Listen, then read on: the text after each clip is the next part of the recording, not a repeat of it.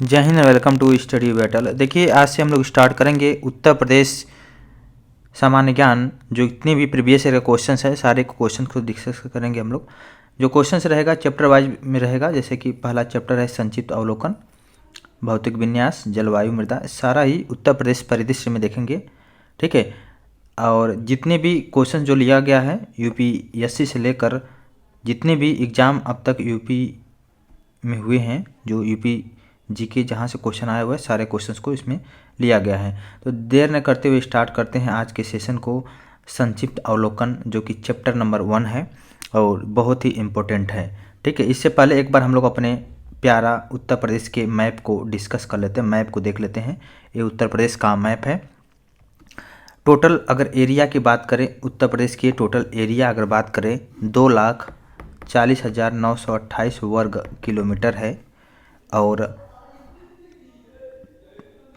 पूरे भारत का क्षेत्रफल आपको पता है कि 32,87,263 वर्ग किलोमीटर है टोटल। अगर कंपैरिजन करें अपने प्यारा देश भारत के क्षेत्रफल से, उत्तर प्रदेश का क्षेत्रफल जो कि 7.33% है। और क्षेत्रफल की दृष्टि से उत्तर प्रदेश का स्थान चौथा है। उत्तर प्रदेश की राजधानी आपको पता है लखनऊ है। साथ ही साथ उत्तर प्रदेश से जो सीमावर्ती राज्य हैं देख सकते हैं, उत्तराखंड है। उत्तराखंड के अलावा यहाँ पे हिमाचल प्रदेश जो कि सहारनपुर से सीमा साझा करता है। इसके अलावा हरियाणा। तो देख सकते हैं कि सहारनपुर एक ऐसा डिस्ट्रिक्ट है उत्तर प्रदेश का जो कि उत्तराखंड, हिमाचल प्रदेश और हरियाणा तीनों से बाउंड्री शेयर करता है। इसके अलावा शामली सबसे पश्चिमी डिस्ट्रिक्ट है उत्तर प्रदेश का। और हरियाणा के बाद अगर हम लोग बात करें, दिल्ली देख सकते हैं, राजस्थान है, मध्य प्रदेश है, ललितपुर मध्य प्रदेश से 3 ओर से घिरा हुआ है, उत्तर प्रदेश का डिस्ट्रिक्ट है। तो मध्य प्रदेश हो गया। इसके अलावा देखिए छत्तीसगढ़, झारखंड, बिहार। सोनभद्र एक ऐसा डिस्ट्रिक्ट है उत्तर प्रदेश का जो 4 राज्यों से सीमा साझा करता है, जो कि मध्य प्रदेश, छत्तीसगढ़, झारखंड और बिहार है। उत्तर प्रदेश का जो दक्षिणी जिला है सोनभद्र है। वहीं पर सबसे पूर्वी जिला दे सकते हैं बलिया। ठीक है, जो कि बिहार से बाउंड्री शेयर करता है। साथ ही साथ अगर हम बात करें सबसे उत्तरी का, तो आप देख सकते हैं सहारनपुर है, डिस्ट्रिक्ट है सबसे उत्तर में। नेपाल जो कि इंटरनेशनल बाउंड्री शेयर करता है उत्तर प्रदेश से। तो 8 राज्य और 1 केंद्र शासित प्रदेश हैं टोटल बाउंड्री शेयर करते हैं उत्तर प्रदेश से। और सीमावर्ती देश आपने नेपाल के विषय में देख लिया। साथ ही साथ जो इम्पोर्टेंट रिवर है उसमें से गंगा, यमुना, रामगंगा हो गया, गोमती, केन, बेतवा और घाघरा है। उत्तर प्रदेश जो कि सबसे ज़्यादा पैदा करता है वो है गेहूं का पैदावार करता है। साथ ही साथ मसूर, कुल खाद्यान्न में भी उत्तर प्रदेश का स्थान नंबर 1 है। कुल सब्जी हो गया या बागवानी हो गया, उत्तर प्रदेश का स्थान प्रथम स्थान है। प्रतापगढ़ का आंवला उत्तर प्रदेश में नंबर 1 है। और अमरूद भी, आम, आलू उत्पादन में उत्तर प्रदेश का स्थान नंबर 1 है। साथ ही साथ गन्ना उत्पादन, दुग्ध उत्पादन में भी प्रथम स्थान है। मांस उत्पादन में भी उत्तर प्रदेश का स्थान प्रथम है। सबसे ज़्यादा पोस्ट ऑफिस है, बैंक शाखाएं हैं और रेल मार्ग भी उत्तर प्रदेश में है। उत्तर प्रदेश की टोटल जनसंख्या अगर बात किया जाए तो लगभग 19,98,12,341 जनसंख्या है, जो कि 2011 की जनगणना के हिसाब से है। अगर टोटल भारत से कंपेरिजन करें तो 16.50% है अपने प्यारा देश भारत की जनसंख्या से उत्तर प्रदेश की जनसंख्या। लगभग 95 लाख महिलाएं और 1,44,00,000 आपको पुरुष मिलेंगे। उत्तर प्रदेश का राजकीय चिन्ह मछली है। साथ ही साथ तीर धनुष है। राजकीय पुष्प पलाश हो गया, राजकीय वृक्ष अशोक। और उत्तर प्रदेश के मुख्यमंत्री श्री योगी आदित्यनाथ जी हैं और राज्यपाल हैं श्रीमती आनंदीबेन पटेल। उत्तर प्रदेश दिवस मनाया जाता है 24 जनवरी को, उत्तर प्रदेश दिवस। और उत्तर प्रदेश की राजकीय भाषा है हिंदी और उर्दू। बहुत इंपॉर्टेंट है, यहाँ से क्वेश्चन आता है। उत्तर प्रदेश का राजकीय पशु बारहसिंगा बोलते हैं और राजकीय पक्षी जो कि सारस या क्रौंच भी बोलते हैं। राजकीय मीन है चिताला। और राजकीय जलीय जीव जो कि गांगे डॉल्फिन है। ठीक है, सबसे इंपॉर्टेंट आपने उत्तर प्रदेश के परिदृश्य में एक छोटा सा ब्रीफ डिस्कशन देखा। जनसंख्या घनत्व जो कि उत्तर प्रदेश का है 829 प्रति वर्ग किलोमीटर है, और स्त्री पुरुष अनुपात 912, ये भी दोनों ही इंपॉर्टेंट है। जनसंख्या घनत्व और स्त्री पुरुष अनुपात बहुत ही इंपॉर्टेंट है। ठीक है, सबसे ज़्यादा पॉपुलेशन अगर उत्तर प्रदेश में है तो लगभग 79.73% हिंदू की है। कुल साक्षरता दर उत्तर प्रदेश का है 67.7% कुल साक्षरता दर है। इसमें से पुरुष का परसेंटेज है 77.3% और महिला की परसेंटेज है शिक्षा में 57.2%, जो कि 2011 की जनगणना के हिसाब से। अभी देखिए लेटेस्ट जनगणना कुछ हुआ नहीं है, तो हम लोग पुराने ही जनगणना के हिसाब से हम लोग पढ़ रहे हैं। उत्तर प्रदेश में टोटल लोकसभा सदस्य कितने हैं? टोटल लोकसभा सीट जो है 80 है। उत्तर प्रदेश की टोटल लोकसभा सीट कितना है आपको मिलेगा? 80 मिलेगा। साथ ही साथ राज्यसभा सदस्य कितने उत्तर प्रदेश से होकर जाते हैं? 31। टोटल उत्तर प्रदेश में विधानसभा सीटें जो कि 403 है और विधान परिषद की सीटें 100 हैं। तो अब तक 6 ही राज्यों में विधान परिषद है, जिसमें से उत्तर प्रदेश है 100 सीटें हैं। ठीक है, तो आई होप इतना क्लियर हो गया होगा। उत्तर प्रदेश में अगर वन के विषय में हम लोग देखेंगे लगभग, तो हम लोग इसको डिस्कस करेंगे चैप्टर वाइज में। कुल कितने वन्य जीव संरक्षण क्षेत्र है अगर देखा जाए तो 31 है। वन्य जीव विहार है 15, पक्षी विहार 15 है, राष्ट्रीय उद्यान 1 हो गया, और वहीं पर टाइगर रिजर्व 4 हो गया। ठीक है, 4 टाइगर रिजर्व हो गया। इसको हम लोग डिस्कस करेंगे बहुत ही अच्छे ढंग से। तो उत्तर प्रदेश में किसका क्या कौन कौन सी जातियां हैं, इन सब को जब जनगणना देखेंगे तो टोटल डिस्कस करेंगे। तो सबसे पहले जो चैप्टर है इसको डिस्कस करते हैं, क्वेश्चंस को। संक्षिप्त अवलोकन। उत्तर प्रदेश से कौन सा जनपद 4 राज्यों की सीमा साझा करता है? सोनभद्र, आप जानते हैं, अभी आपको बताया मैंने। तो उत्तर प्रदेश के सोनभद्र जनपद की 4 राज्यों को सीमा स्पर्श करती है, जिसमें से मध्य प्रदेश, छत्तीसगढ़, झारखंड, बिहार है। उत्तर प्रदेश का दक्षिण पूर्व में स्थित है सोनभद्र, जो बिहार के कैमूर, रोहतास, झारखंड के गढ़वा और छत्तीसगढ़ के कोरिया और सरगुजा और मध्य प्रदेश के सिंगरौली जिलों को स्पर्श करता है। नोएडा उत्तर प्रदेश के गौतम बुद्ध नगर के अंतर्गत आता है। और उत्तर प्रदेश का राज्य जो पुष्प है पलाश है। ठीक है, तो उत्तर प्रदेश का राज्य पुष्प का नाम पलाश है, और पलाश का वैज्ञानिक नाम आपको पता है ब्यूटिया मोनोस्पर्मा है। पलाश को ढाक या टेसू के नाम से भी जानते हैं। पलाश के फूलों की इस्तेमाल रंग बनाने के लिए किया जाता है। ठीक है, अब देखिए भारत के मानक समय के अनुरूप जो 82 डिग्री 30 मिनट है पूर्वी देशांतर, ये भारत का मानक समय माना जाता है। उत्तर प्रदेश के कहाँ से होकर गुजरता है? मिर्ज़ापुर। अगर मिर्ज़ापुर नहीं रहता तो इलाहाबाद, नैनी रहता तो भी आप ऑप्शन ले लेते। ठीक है, जो कि ग्रीनविच समय से भारत का जो मानक समय है 5.5 घंटा आगे है। ठीक है, जो कि 82 डिग्री 30 मिनट पर है। आई होप क्लियर हो गया होगा। निम्नलिखित में से कौन सा उत्तर प्रदेश के तथ्यों के बारे में बेमेल है? देखिए, राज्य वृक्ष अशोक, आप जानते हैं, राज्य पुष्प फूल पलाश है, राजकीय पक्षी जो कि सारस क्रैन बोलते हैं, और राजकीय पशु जो है नीलगाय, एक गलत ऑप्शन है, यहाँ पे रहना चाहिए बारहसिंगा। देखिए, कौन सा शहर गोमती नदी के तट पर स्थित नहीं है? अयोध्या गोमती नदी के तट पर अवस्थित नहीं है। गोमती नदी के तट पर जौनपुर है, लखीमपुर खीरी है और लखनऊ है। और जो नहीं है अयोध्या जो कि आपको पता है कि श्री राम जी का जन्मभूमि है, जो कि सरयू नदी के तट पे है। उत्तर प्रदेश के किस शहर की सीमा हरियाणा से नहीं लगती है? आपको पता है बुलंदशहर। बुलंदशहर हरियाणा से नहीं लगती है। आपने देखा मैप में, उत्तर प्रदेश के 6 जिलों की सीमा जो कि हरियाणा के साथ लगती है, जिसमें से सहारनपुर, शामली, बागपत, गौतम बुद्ध नगर, अलीगढ़ और मथुरा है। तो आप देख सकते हैं, अभी आपको दिखाता हूँ हरियाणा से जो सीमा है। हरियाणा देखिए, यहाँ पे हरियाणा है, जो सीमा साझा करती है सहारनपुर है, शामली, बागपत। ठीक है। इसके अलावा देखिए इधर भी देख सकते हैं, अलीगढ़ हो गया, बुलंदशहर हो गया, इस तरह देख सकते हैं। इसके अलावा देखिए बुलंदशहर की सीमा जो कि हरियाणा के साथ नहीं, आप देखा ही, अलीगढ़ मथुरा हो गया।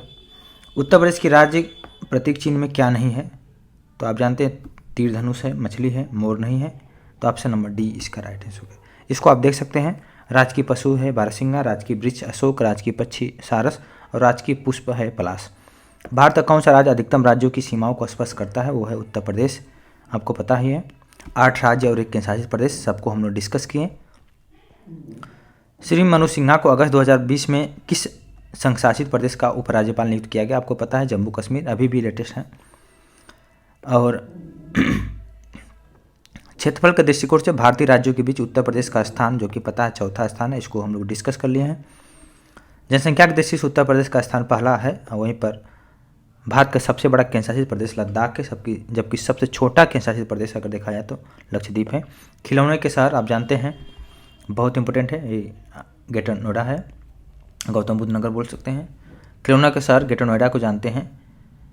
और चर्म उत्पाद में कानपुर है, इंजीनियरिंग सामान में गाजियाबाद, रेडीमेड कपड़े में गौतम बुद्ध नगर। उत्तर प्रदेश के साथ सबसे कम सीमा वाला राज्य आपको पता है हिमाचल प्रदेश है, जो कि केवल सहारनपुर से सीमा साझा करता है। उत्तर प्रदेश से 8 राज्य और 1 केंद्रशासित प्रदेश है, आपको पता ही है। हिमाचल प्रदेश, हरियाणा, राजस्थान, मध्य प्रदेश, छत्तीसगढ़, झारखंड, बिहार, उत्तराखंड और 1 केंद्रशासित प्रदेश है दिल्ली से सीमा साझा करता है। एकमात्र इंटरनेशनल बाउंड्री है जो कि आपको पता है नेपाल है। सोनभद्र को जानते हैं जो 4 राज्यों से सीमा साझा करता है, छत्तीसगढ़, मध्य प्रदेश, झारखंड, बिहार। 14 नंबर क्वेश्चन है, इसमें से कौन सा सही सम्मिलित नहीं है। जौनपुर सई नदी के किनारे है, ये गलत है। जो सही है देखिए बिठूर गंगा नदी के किनारे है, गोरखपुर राप्ती नदी और कौशाम्बी यमुना नदी के किनारे है। और रहेगी बात जौनपुर की, तो गोमती नदी के किनारे अवस्थित है। उत्तर प्रदेश का कौन सा व्यावसायिक शहर पीतल के बर्तनों के लिए प्रसिद्ध है। देश के पीतल शहर के नाम से प्रचलित है, वो है मुरादाबाद। उत्तर प्रदेश का मुरादाबाद शहर अपने पीतल के बर्तनों के लिए विश्व प्रसिद्ध है। मुरादाबाद को पीतल नगरी के नाम से जानते हैं। यहाँ पर पीतल के बर्तन, सजावटी सामान और अन्य हस्तनिर्मित पीतल उत्पादों का निर्माण किया जाता है। ब्रिटिश शासन के दौरान उत्तर प्रदेश का नया नाम आपको पता ही है। उस समय ब्रिटिश शासन जब था तो क्या नाम था उसका, ऑप्शन नंबर 16 का देखिए ऑप्शन नंबर ए है, जो कि है ब्रिटिश शासन के दौरान उत्तर प्रदेश को आगरा और अवध का संयुक्त प्रांत के नाम से जानते थे। आज़ादी के बाद संयुक्त प्रांत का नाम बदलकर उत्तर प्रदेश कर दिया गया। देखिए उत्तर प्रदेश में राजकीय कार्यों में किस भाषा का प्रयोग होता है, आपको पता है हिंदी और उर्दू है, लेकिन राजकीय भाषा हिंदी का प्रयोग करते हैं। उर्दू को दूसरी राजभाषा का दर्जा दिया गया है। ग्रीन पार्क स्टेडियम आपको पता है कि कानपुर में है। और इसमें से कौन सा गोमती नदी के तट पे है, गोमती नदी के तट पर लखनऊ है। और मथुरा आपको पता है यमुना नदी के तट पर, आगरा भी यमुना नदी के तट पर, वाराणसी आपको पता है गंगा नदी के तट पर है। स्वतंत्र भारत के उत्तर प्रदेश में विगत काल के संयुक्त प्रांत के पहले गवर्नर सरोजिनी नायडू थी, जिनका कार्यकाल आप देख सकते हैं 15 अगस्त 1947 से लेकर 2 मार्च 1949 तक था। इसके पश्चात बीबी मलिक और HP मोदी थे। उत्तर प्रदेश का संयुक्त प्रांत 1937 से 1950 तक था। 24 जनवरी को उत्तर प्रदेश का दिवस मनाया जाता है और इसी दिन 1950 के उत्तर प्रदेश का नाम परिवर्तित कर दिया गया। उत्तर प्रदेश विधानसभा में कितने सदस्य हैं, तो 403 हैं, ठीक है। तो 21 का ऑप्शन नंबर बी है 403, और 1 मनोनीत एंग्लो इंडियन है। उत्तर प्रदेश विधानसभा के सदस्यों, विधान पार्षदों की संख्या आपको पता है 100 है, 80 लोकसभा सीट है और राज्यसभा के सदस्यों की सीट 31 है। अभी जो एंग्लो इंडियन के लिए एक सीट था उसको हटा दिया गया, समय सीमा को बढ़ाया नहीं गया है। देखिए गोविंद बल्लभ पंत के बारे में निम्नलिखित में से कौन सा कथन सत्य है। उत्तर प्रदेश के प्रथम मुख्यमंत्री थे, वो कांग्रेस के नेता व प्रसिद्ध। इसके अलावा अगर हम बात करें उत्तर प्रदेश के प्रथम राज्यपाल सरोजिनी नायडू थे। निम्नलिखित में से किन राज्यों की सीमा उत्तर प्रदेश के साथ लगी हुई है, वो है छत्तीसगढ़, झारखंड, राजस्थान, हिमाचल प्रदेश है। इसके अलावा अगर हम बात करें नेक्स्ट में, इस प्रकार उत्तर प्रदेश 8 राज्य और 1 केंद्रशासित प्रदेश से सीमा साझा करता है। वहीं पर अगर हम लोग बात करें उत्तर प्रदेश के किस शहर को भारत की सांस्कृतिक राजधानी के रूप में देखिए नेक्स्ट क्वेश्चन है, उत्तर प्रदेश के किस शहर को भारत की सांस्कृतिक राजधानी के रूप में जानते हैं? आपको पता है उत्तर प्रदेश का जो वाराणसी शहर है, और वाराणसी को काशी बोला गया है, जो कि अथर्ववेद में देखने को मिलता है। 16 महाजनपदों में से एक है और हिंदी धर्म का ये प्रतिष्ठित केंद्र भी रहा है। और वरुणा व अस्सी नामक जो नदियों के मध्य स्थित होने के नाम से इसको वाराणसी बोला गया है, जो कि उत्तर प्रदेश की सांस्कृतिक राजधानी है। देखिए बंगीरा पर्वत शिखर जो कि रानी झांसी का किला इससे संबंधित है, ये नामक पहाड़ी पर स्थित है, उत्तर प्रदेश का है। और इस किले का निर्माण ओरछा के राजा वीर सिंह देव के द्वारा 1626-27 में करवाया गया था। इसके अलावा अगर हम लोग बात करें उत्तर प्रदेश के कौन सा शहर यमुना नदी के तट पर अवस्थित है, देखिए मथुरा शहर है।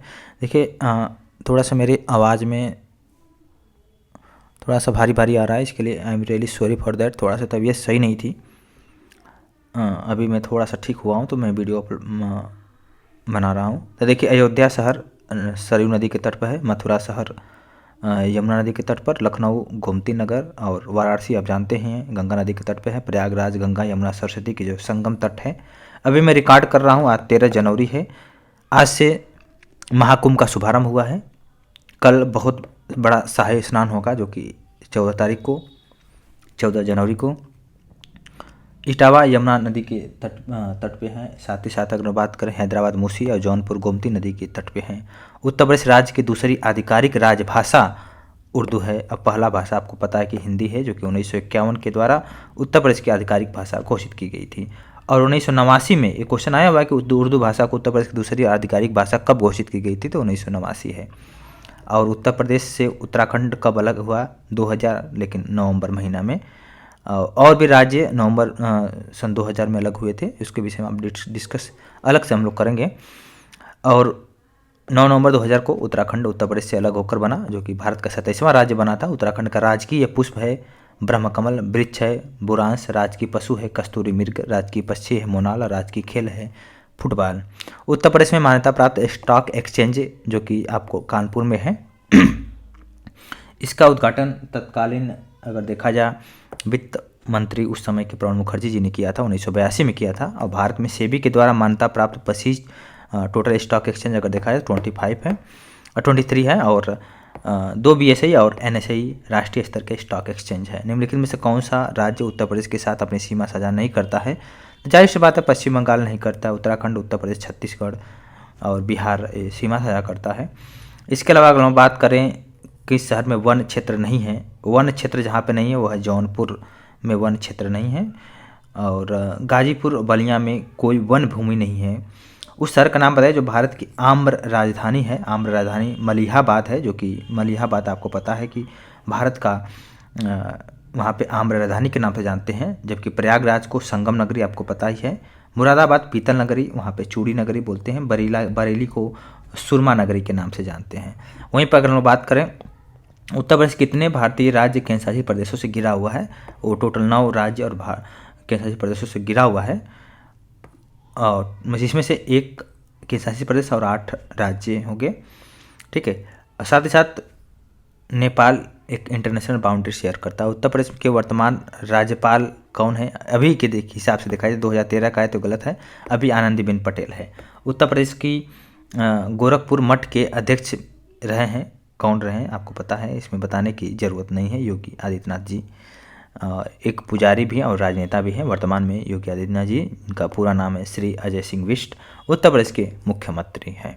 5 जून 1972 को पंचूर गौड़ी पड़वाल उत्तराखंड में इनका जन्म हुआ, और आदित्यनाथ जी गोरखनाथ मंदिर के पूर्व महंत और अवैध नाथ के उत्तराधिकारी और हिंदू वाहिनी राष्ट्रवादी समूह के संस्थापक भी हैं।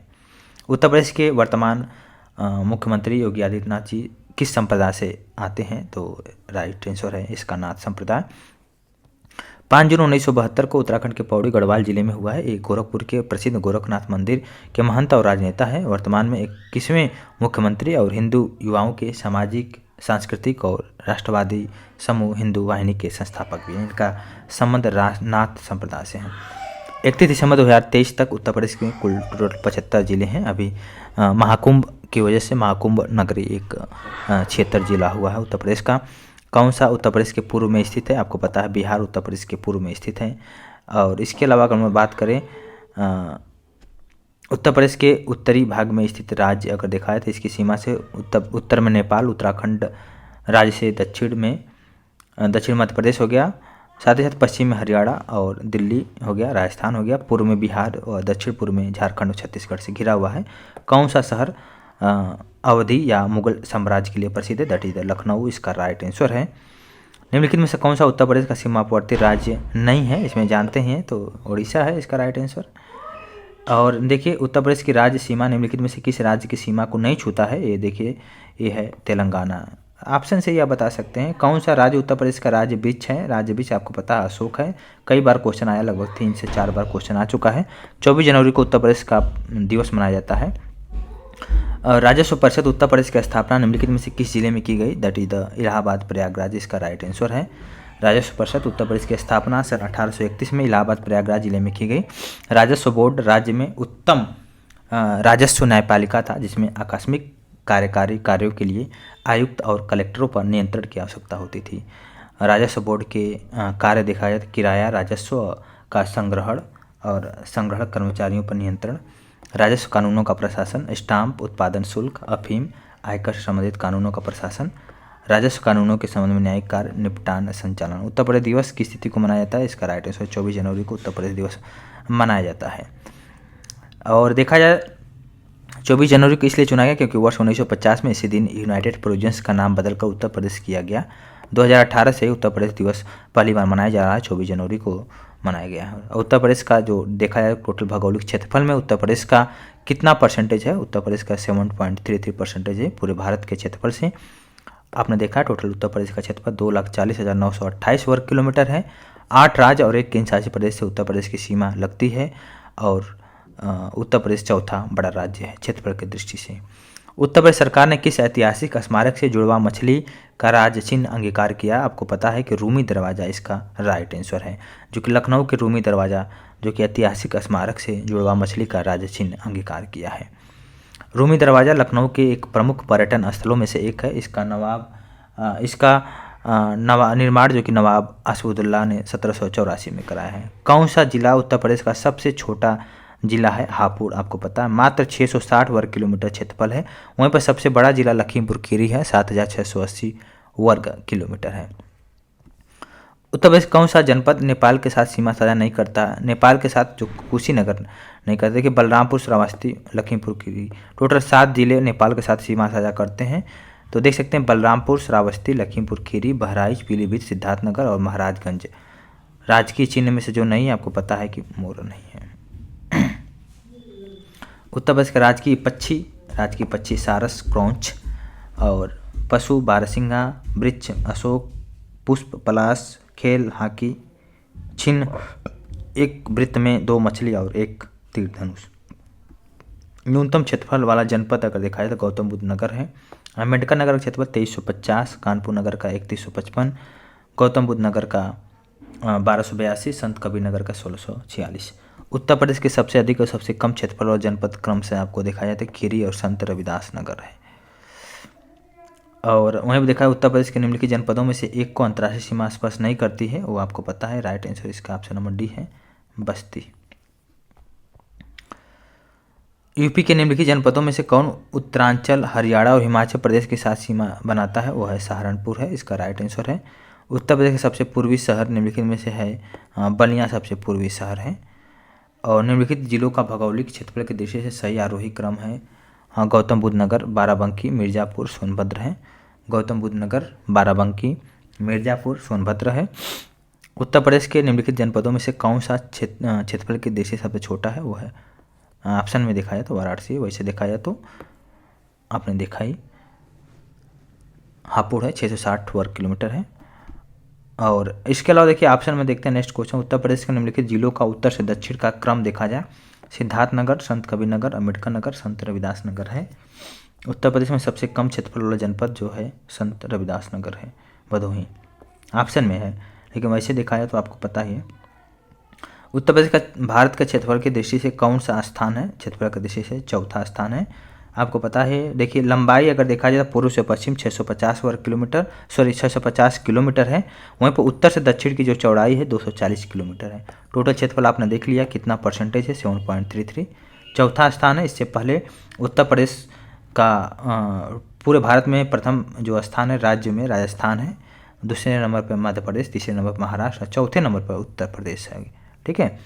उत्तर प्रदेश का सबसे बड़ा जिला आपको पता लखीमपुर खीरी है और सबसे छोटा हापुड़ है 660 किलोमीटर वर्ग किलोमीटर। उत्तर प्रदेश का सीमावर्ती राज्य आपको पता है सीमावर्ती राजस्थान, इसमें राइट आंसर है। नेक्स्ट देखिए क्वेश्चन है कि उत्तर प्रदेश भारत के उत्तर मध्य में अवस्थित एक सीमांत राज्य है जिसकी ग्लोब पर अवस्थिति देखा जाए बहुत इंपॉर्टेंट है। 23 डिग्री 52 मिनट है उत्तरी अक्षांश से लेकर 30 डिग्री 24 मिनट उत्तरी अक्षांश। वहीं पर पूर्वी देशांतर के विषय में देखा है 77 डिग्री 5 मिनट से लेकर 84 डिग्री 39 मिनट पूर्वी देशांतर के मध्य है। 8 राज्य एक केंद्रशासित प्रदेश से उत्तर प्रदेश का सीमा साझा होता है, आपको पता है। अंतर्राष्ट्रीय सीमा एक नेपाल भी है। उत्तर प्रदेश के बुंदेलखंड से संबंधित है महोबा उत्तर प्रदेश के बुंदेलखंड से। वहीं पर चित्रकूट धाम बुंदेलखंड मंडल के अंतर्गत आता है। निम्नलिखित में से कौन सा देश भारतीय राज्य उत्तर प्रदेश की सीमाएं साझा करता है? जाहिर सी बात है, आपको पहली बार बहुत बार बता दिया गया। देखिए एनसीआर के 23वें जिले के रूप में शामिल किया गया है, राष्ट्रीय राजधानी क्षेत्र के 23वें जिले के रूप में शामिल किया गया है। अभी शामली को शामिल किया गया है। उत्तर प्रदेश के 8 जिले जिसमें से मेरठ, मुजफ्फरनगर, गाजियाबाद, गौतम बुद्ध नगर, बुलंदशहर, बागपत, हापुड़, शामली ये सब एनसीआर में शामिल है। ठीक है। उत्तर प्रदेश में किस जिलों में से किसकी सीमा नेपाल के साथ लगती है? तो आपको पता है नेपाल के साथ टोटल 7 जिलों से लगती है, जिसमें से देख सकते हैं महाराजगंज एक है नेपाल के साथ।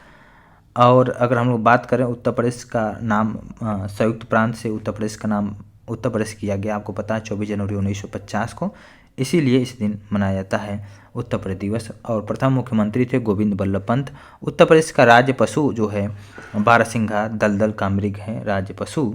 और उत्तर प्रदेश दिवस 24 जनवरी को मनाया जाता है। 1950 में उत्तर प्रदेश की स्थापना हुई। राज्य की भाषा हिंदू और उर्दू है, और हिंदी और उर्दू है। राज्य की पुष्प आपने देख ही लिया है। देखिए मिलान करना है, कौन सा शहर कौन से नदी के किनारे है? गंगा नदी के किनारे आपको पता बिठूर है, सई नदी के किनारे प्रतापगढ़ है, गोमती नदी के किनारे आपको जौनपुर है, राप्ती नदी के किनारे आपको गोरखपुर हो गया। ठीक है। उत्तर प्रदेश में कुल मिला के 75 जिले हैं। अभी हाल में ही कुछ समय के लिए 76वां जिला बनाया गया है जिसका नाम है महाकुंभ। ठीक है, महाकुंभ नगरी। 18 मंडल है। उत्तर प्रदेश के वर्तमान मुख्यमंत्री आप जानते हैं योगी आदित्यनाथ जी, और राज्यपाल श्रीमती आनंदीबेन पटेल है। भौतिक विन्यास चैप्टर नंबर 2 है, इसको देख लेते हैं। निम्नलिखित में से कौन सी गुफाएं उत्तर प्रदेश में स्थित हैं? गुप्त गोदावरी गुफाएं उत्तर प्रदेश के चित्रकूट जिले में है। इस गुफा में 2 प्राकृतिक सिंहासन रूपी चट्टानें हैं, जहां माना जाता है भगवान राम और उनके भाई लक्ष्मण ने वनवास के दिनों में यहाँ पे समय बिताया था और दरबार भी लगता था। यहाँ एक छोटी नदी है जिसका नाम है गुप्त गोदावरी, जो कि भूमिगत गुफा में बहती है। और भीमबेटका की गुफाएं और बाघ की गुफाएं मध्य प्रदेश में हैं। वहीं पर बादामी गुफाएं कर्नाटक राज्य में हैं। उत्तर प्रदेश की सबसे ऊंची पहाड़ी कौन सी है? सबसे ऊंची पहाड़ी आपको पता होना चाहिए सोनाकर है सबसे ऊंची पहाड़ी। उत्तर प्रदेश की सबसे ऊंची चोटी है असमतोत है जो कि सहारनपुर जिले में है। तो भी बहुत इंपॉर्टेंट है। उत्तर प्रदेश के दक्षिण भाग में सबसे ऊंची पहाड़ी सोनाकर है। यह पहाड़ी उत्तर प्रदेश के मिर्जापुर जिले में है। वहीं पर उत्तर प्रदेश की सबसे ऊंची चोटी असमतोत है जो कि सहारनपुर जिले में है। उत्तर प्रदेश में इसके भौगोलिक क्षेत्रफल का लगभग कितना % भाग पर वन और वृक्षों से घिरा हुआ है? आपको पता है लगभग 9.18 भाग पर। उत्तर प्रदेश का सबसे उच्चतम बिंदु आपको अभी आपने देखा है कि अमसोट चोटी है, असमतोट जो भी बोल सकते हैं, जो कि सहारनपुर में है। बुंदेलखंड आर्थिक क्षेत्र में जनपदों की संख्या आपको 7 देखने को मिलेगा, जिसमें से चित्रकूट, बांदा, महोबा, हमीरपुर, जालौन, झांसी, ललितपुर है। ललितपुर उत्तर प्रदेश में एक ऐसा जिला है जो कि 3 ओर से मध्य प्रदेश से घिरा हुआ है। उत्तर प्रदेश का कौन सा आद्य कल्प की प्राचीनतम शैलों से निर्मित है? तो इसका right answer option number D है, जो कि उत्तर प्रदेश का बुंदेलखंड चित्र आद्य कल्प की प्राचीनतम शैलों से निर्मित है। इसका विस्तार उत्तर प्रदेश और मध्य प्रदेश में है। इसका नाम प्राचीन नाम जिजाक भुक्ति है। देखिए नेक्स्ट है कि मिलान करना है। लखीमपुर खीरी का संबंधित देखा जाए तो अधिकतम वन क्षेत्र से संबंधित है। सोनभद्र अधिकतम भौगोलिक क्षेत्रफल से संबंधित है। ठीक है, तो ऑप्शन नंबर 1 है। और सोनभद्र अधिकतम 1, वहाँ पे आपको पता। सीतापुर में न्यूनतम भौगोलिक क्षेत्रफल, ये गलत है, न्यूनतम 1 है। और सर्वाधिक अनुसूचित जाति जनसंख्या अगर देखा जाए तो सीतापुर में है, और संत रविदास नगर में जो है सही है। हापुड़ न्यूनतम भौगोलिक क्षेत्रफल है 660 वर्ग किलोमीटर। उत्तर प्रदेश में पूर्व का ग्रास कन्नौज को बोला जाता है, जो कि यहाँ पर इसको वर्तमान समय में देखा जाए तो इत्र व्यवसाय यहाँ पे बहुत फेमस है। इसके अलावा तम्बाकू के व्यापार भी यहाँ पे मशहूर है। कन्नौजी भाषा बोली जाती है यहाँ पे उत्तर प्रदेश, इसको पूर्व के ग्रास के नाम से जानते हैं, जो कि एक प्राचीन नगरी है जो कभी हिंदू साम्राज्य की राजधानी के रूप में भी प्रतिष्ठित रहा है। माना जाता है कि कान्यकुब्ज ब्राह्मण मूल रूप से इसी स्थान के रहने वाले थे। सम्राट हर्षवर्धन के शासनकाल में कन्नौज अपने चरमोत्कर्ष पर पहुंच गया था। उत्तर प्रदेश का निम्नलिखित में से कौन सा जिला बुंदेलखंड क्षेत्र का हिस्सा है? महोबा, आपको पता है, बहुत बार क्वेश्चन आ चुका है। इसके अलावा क्वेश्चन नंबर 10 देखा जाए, इसके बाद चैप्टर नंबर 3 को देखें। क्वेश्चन नंबर 10 है कि इसको सही मिलान करना है। देखिए, नंगा पर्वत जम्मू कश्मीर में, नंदा उत्तराखंड, कंचनजंगा सिक्किम में, राष्ट्रीय राजधानी क्षेत्र में सम्मिलित नहीं किया गया है अभी तक, यह है अलीगढ़ को। और उत्तर प्रदेश के 8 जिले, जिसमें से गाजियाबाद, गौतम बुद्ध नगर, बुलंदशहर, मेरठ, बागपत, हापुड़, मुजफ्फरनगर, शामली, हरियाणा के फरीदाबाद, गुड़गांव, मेवात और रोहतक, सोनीपत, रेवाड़ी, झज्जर, पानीपत, पलवत, महेंद्रगिरी, भवानी, जिंद, करनाल, राजस्थान के भरतपुर और अलवर है। ये सब एनसीआर रीजन में है। बुंदेलखंड नामक क्षेत्र में निम्नलिखित में से किस सीमा के अंतर्गत जो आता है? उत्तर प्रदेश का मध्य प्रदेश सीमा, जो कि बुंदेलखंड।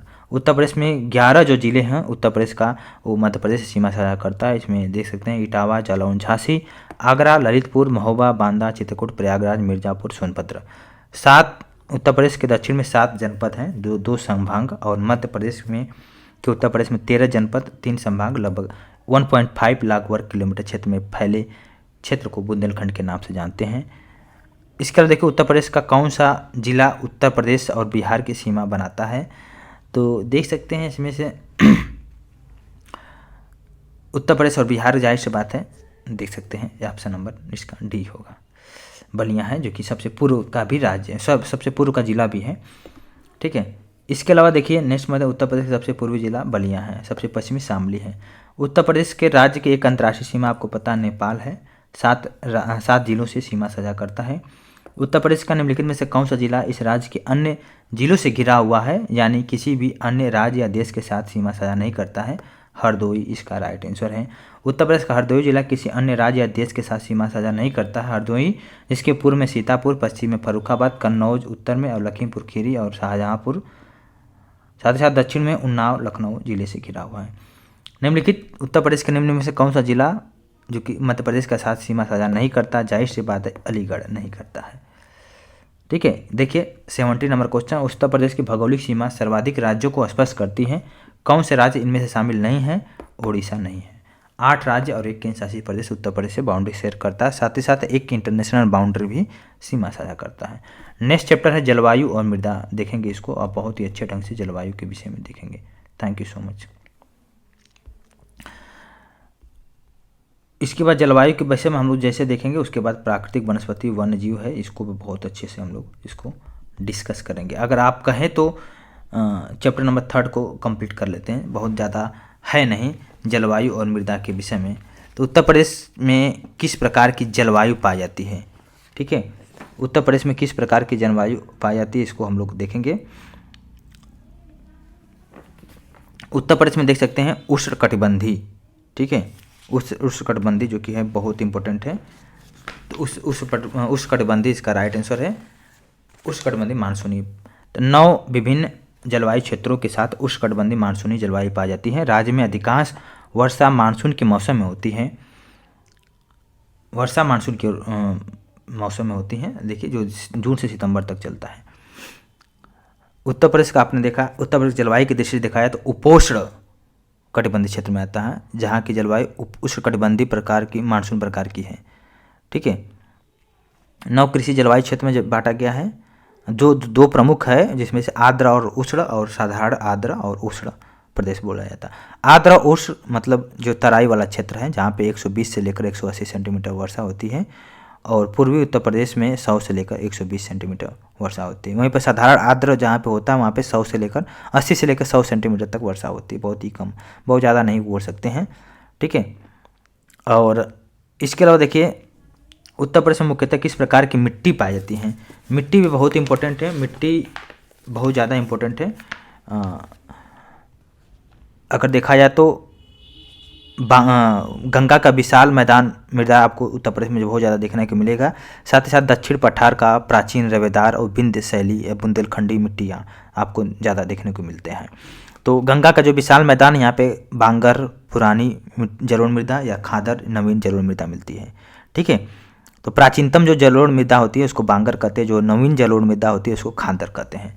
तो खादर बांगर आपको पता होना चाहिए। तो जलोढ़ मृदा आपको ज़्यादा देखने को मिलेगा, ठीक है। इसके बाद उत्तर प्रदेश का बुंदेलखंड में बुंदेलखंडी मिट्टी होती है। यहाँ पर देखा है उत्तर प्रदेश के बुंदेलखंड में उच्चतम औसत तापमान इस तथ्य के कारण यह है कि यह कर्क रेखा के निकट अवस्थित है। जैसे कि चट्टानी मिट्टी चट्टानों से धुंध और विकिरण की कमी के कारण बहुत अधिक होता है। यहाँ पे उच्चतम औसत तापमान होने का एक प्रमुख अन्य कारण है कर्क रेखा के समीप होना भी है। इसके अलावा देखा जाए उत्तर प्रदेश के संदर्भ में निम्नलिखित कथनों में से कौन सा सही है। अगर देखा जाए तो इसमें ऑप्शन नंबर बी है, न तो 1 न ही 2। तो उत्तर प्रदेश को 4 आर्थिक क्षेत्रों में बांटा गया है, जो कि इस प्रकार है। पूर्वी आर्थिक क्षेत्र 28 जिले, पश्चिमी आर्थिक क्षेत्र 30 जिले, वहीं पर केंद्रीय आर्थिक क्षेत्र 10 जिले, वहीं पर बुंदेलखंड आर्थिक क्षेत्र 7 जिले हैं, ठीक है। निम्न प्रकारों की मिट्टी में से किस एक प्रकार की या एक की बुंदेलखंडी क्षेत्र में प्रमुखता है, वह है काली कपास की मिट्टी। इसका राइट आंसर है। काली मिट्टी में 2 प्रमुख वर्ग की मिट्टियाँ पाई जाती हैं, काबर और मार। इस तरह की मिट्टी में जल धारण क्षमता बहुत अधिक होती है, उत्पादन क्षमता अत्यधिक होती है। लाल मिट्टी, इस मिट्टी को राकर या यरुआ 2 समूह में विभक्त किया गया है। उत्तर प्रदेश के भाबर जो क्षेत्र है, यहाँ पे आपको पता है कि कंकरेली और पथरीली मिट्टी पाई जाती है भाबर क्षेत्र में। लाल मिट्टी जो आपको मिर्ज़ापुर झांसी वाला क्षेत्र में ज़्यादा देखने को मिलेगा। इसका निर्माण अगर देखा जाए तो बलुकामय जो लाल बिंद चट्टानों के टूटने फूटने से हुआ है। उत्तर प्रदेश में जो लवण प्रभावित मृदाएं हैं उत्तर प्रदेश के कौन से मंडलों में पाया जाता है, आगरा और अलीगढ़ क्षेत्र में पाया जाता है। उत्तर प्रदेश के बांगर मृदा वाले क्षेत्र में भूमि के समतल होने और जल निकासी का उचित प्रबंधन न होने, नहरों से सिंचाई किए जाने, वर्षा की कमी, लवण युक्त जल से सिंचाई की अधिकता, जुताई एक ही गहराई तक करते रहने तथा क्षारीय उर्वरकों को लगातार प्रयोग आदि कारणों से लगभग 10% भूमि ऊसर जाती है, जो कि प्रदेश के अलीगढ़, आगरा, मथुरा, मैनपुरी, कानपुर, उन्नाव, इटावा, रायबरेली, सुल्तानपुर, प्रतापगढ़, जौनपुर, प्रयागराज आदि जिलों में पाई जाती है। निम्नलिखित स्थानों में कहाँ पे वर्षा ऋतु में कहाँ पे सर्वाधिक वर्षा होती है, एक देखा जाए तो ऑप्शन नंबर सी है। गोरखपुर क्षेत्र में 184.7 सेंटीमीटर वर्षा होती है, जो कि उत्तर प्रदेश का पूर्वी भाग में स्थित है। उत्तर प्रदेश का गोरखपुर शहर। उत्तर प्रदेश में सस्य जलवायु क्षेत्रों की संख्या अगर देखा जाए तो टोटल 9 है, ठीक है।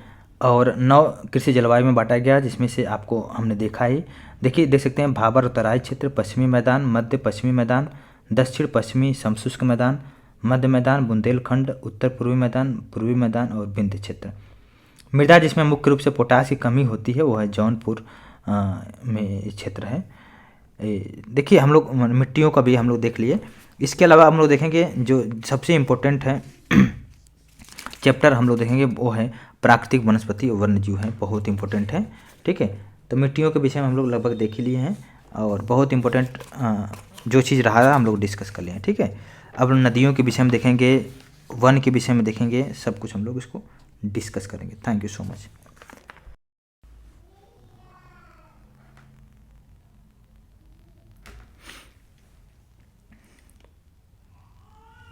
जय Hind, welcome to study battle. देखिए हम लोग इस चैप्टर में डिस्कस करेंगे प्राकृतिक वनस्पति, वन और वन्यजीव के विषय में।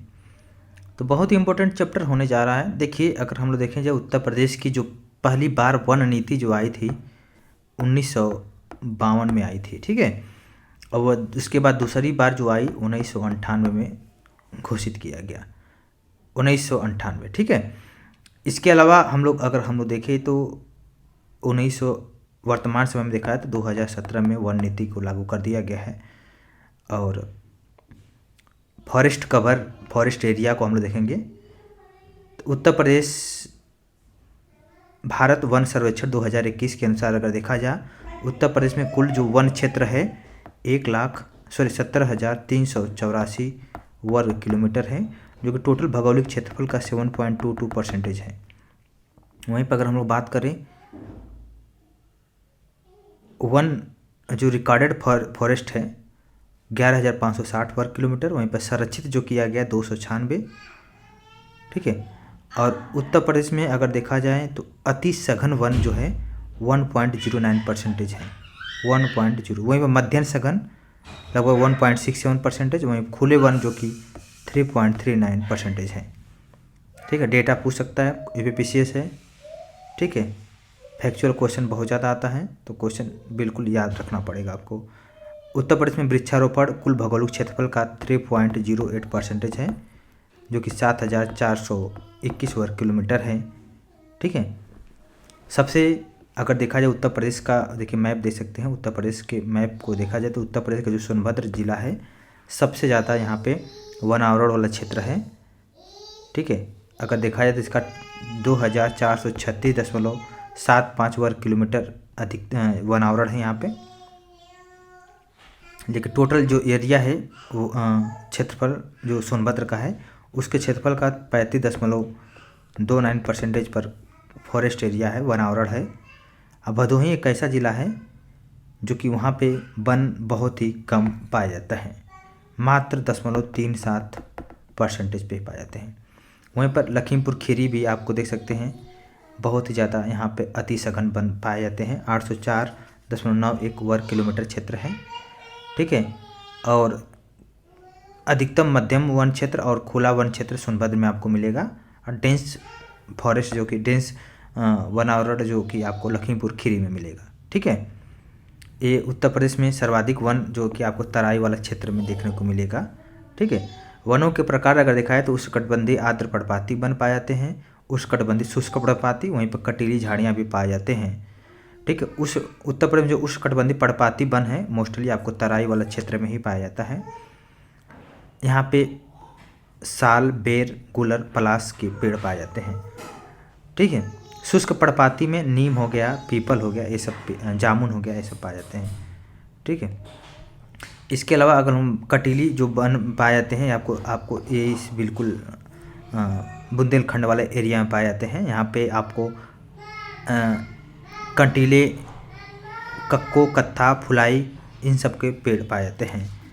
साथ साथ राल और गोंद की प्राप्ति भी होती है वनों से, आपको पता है।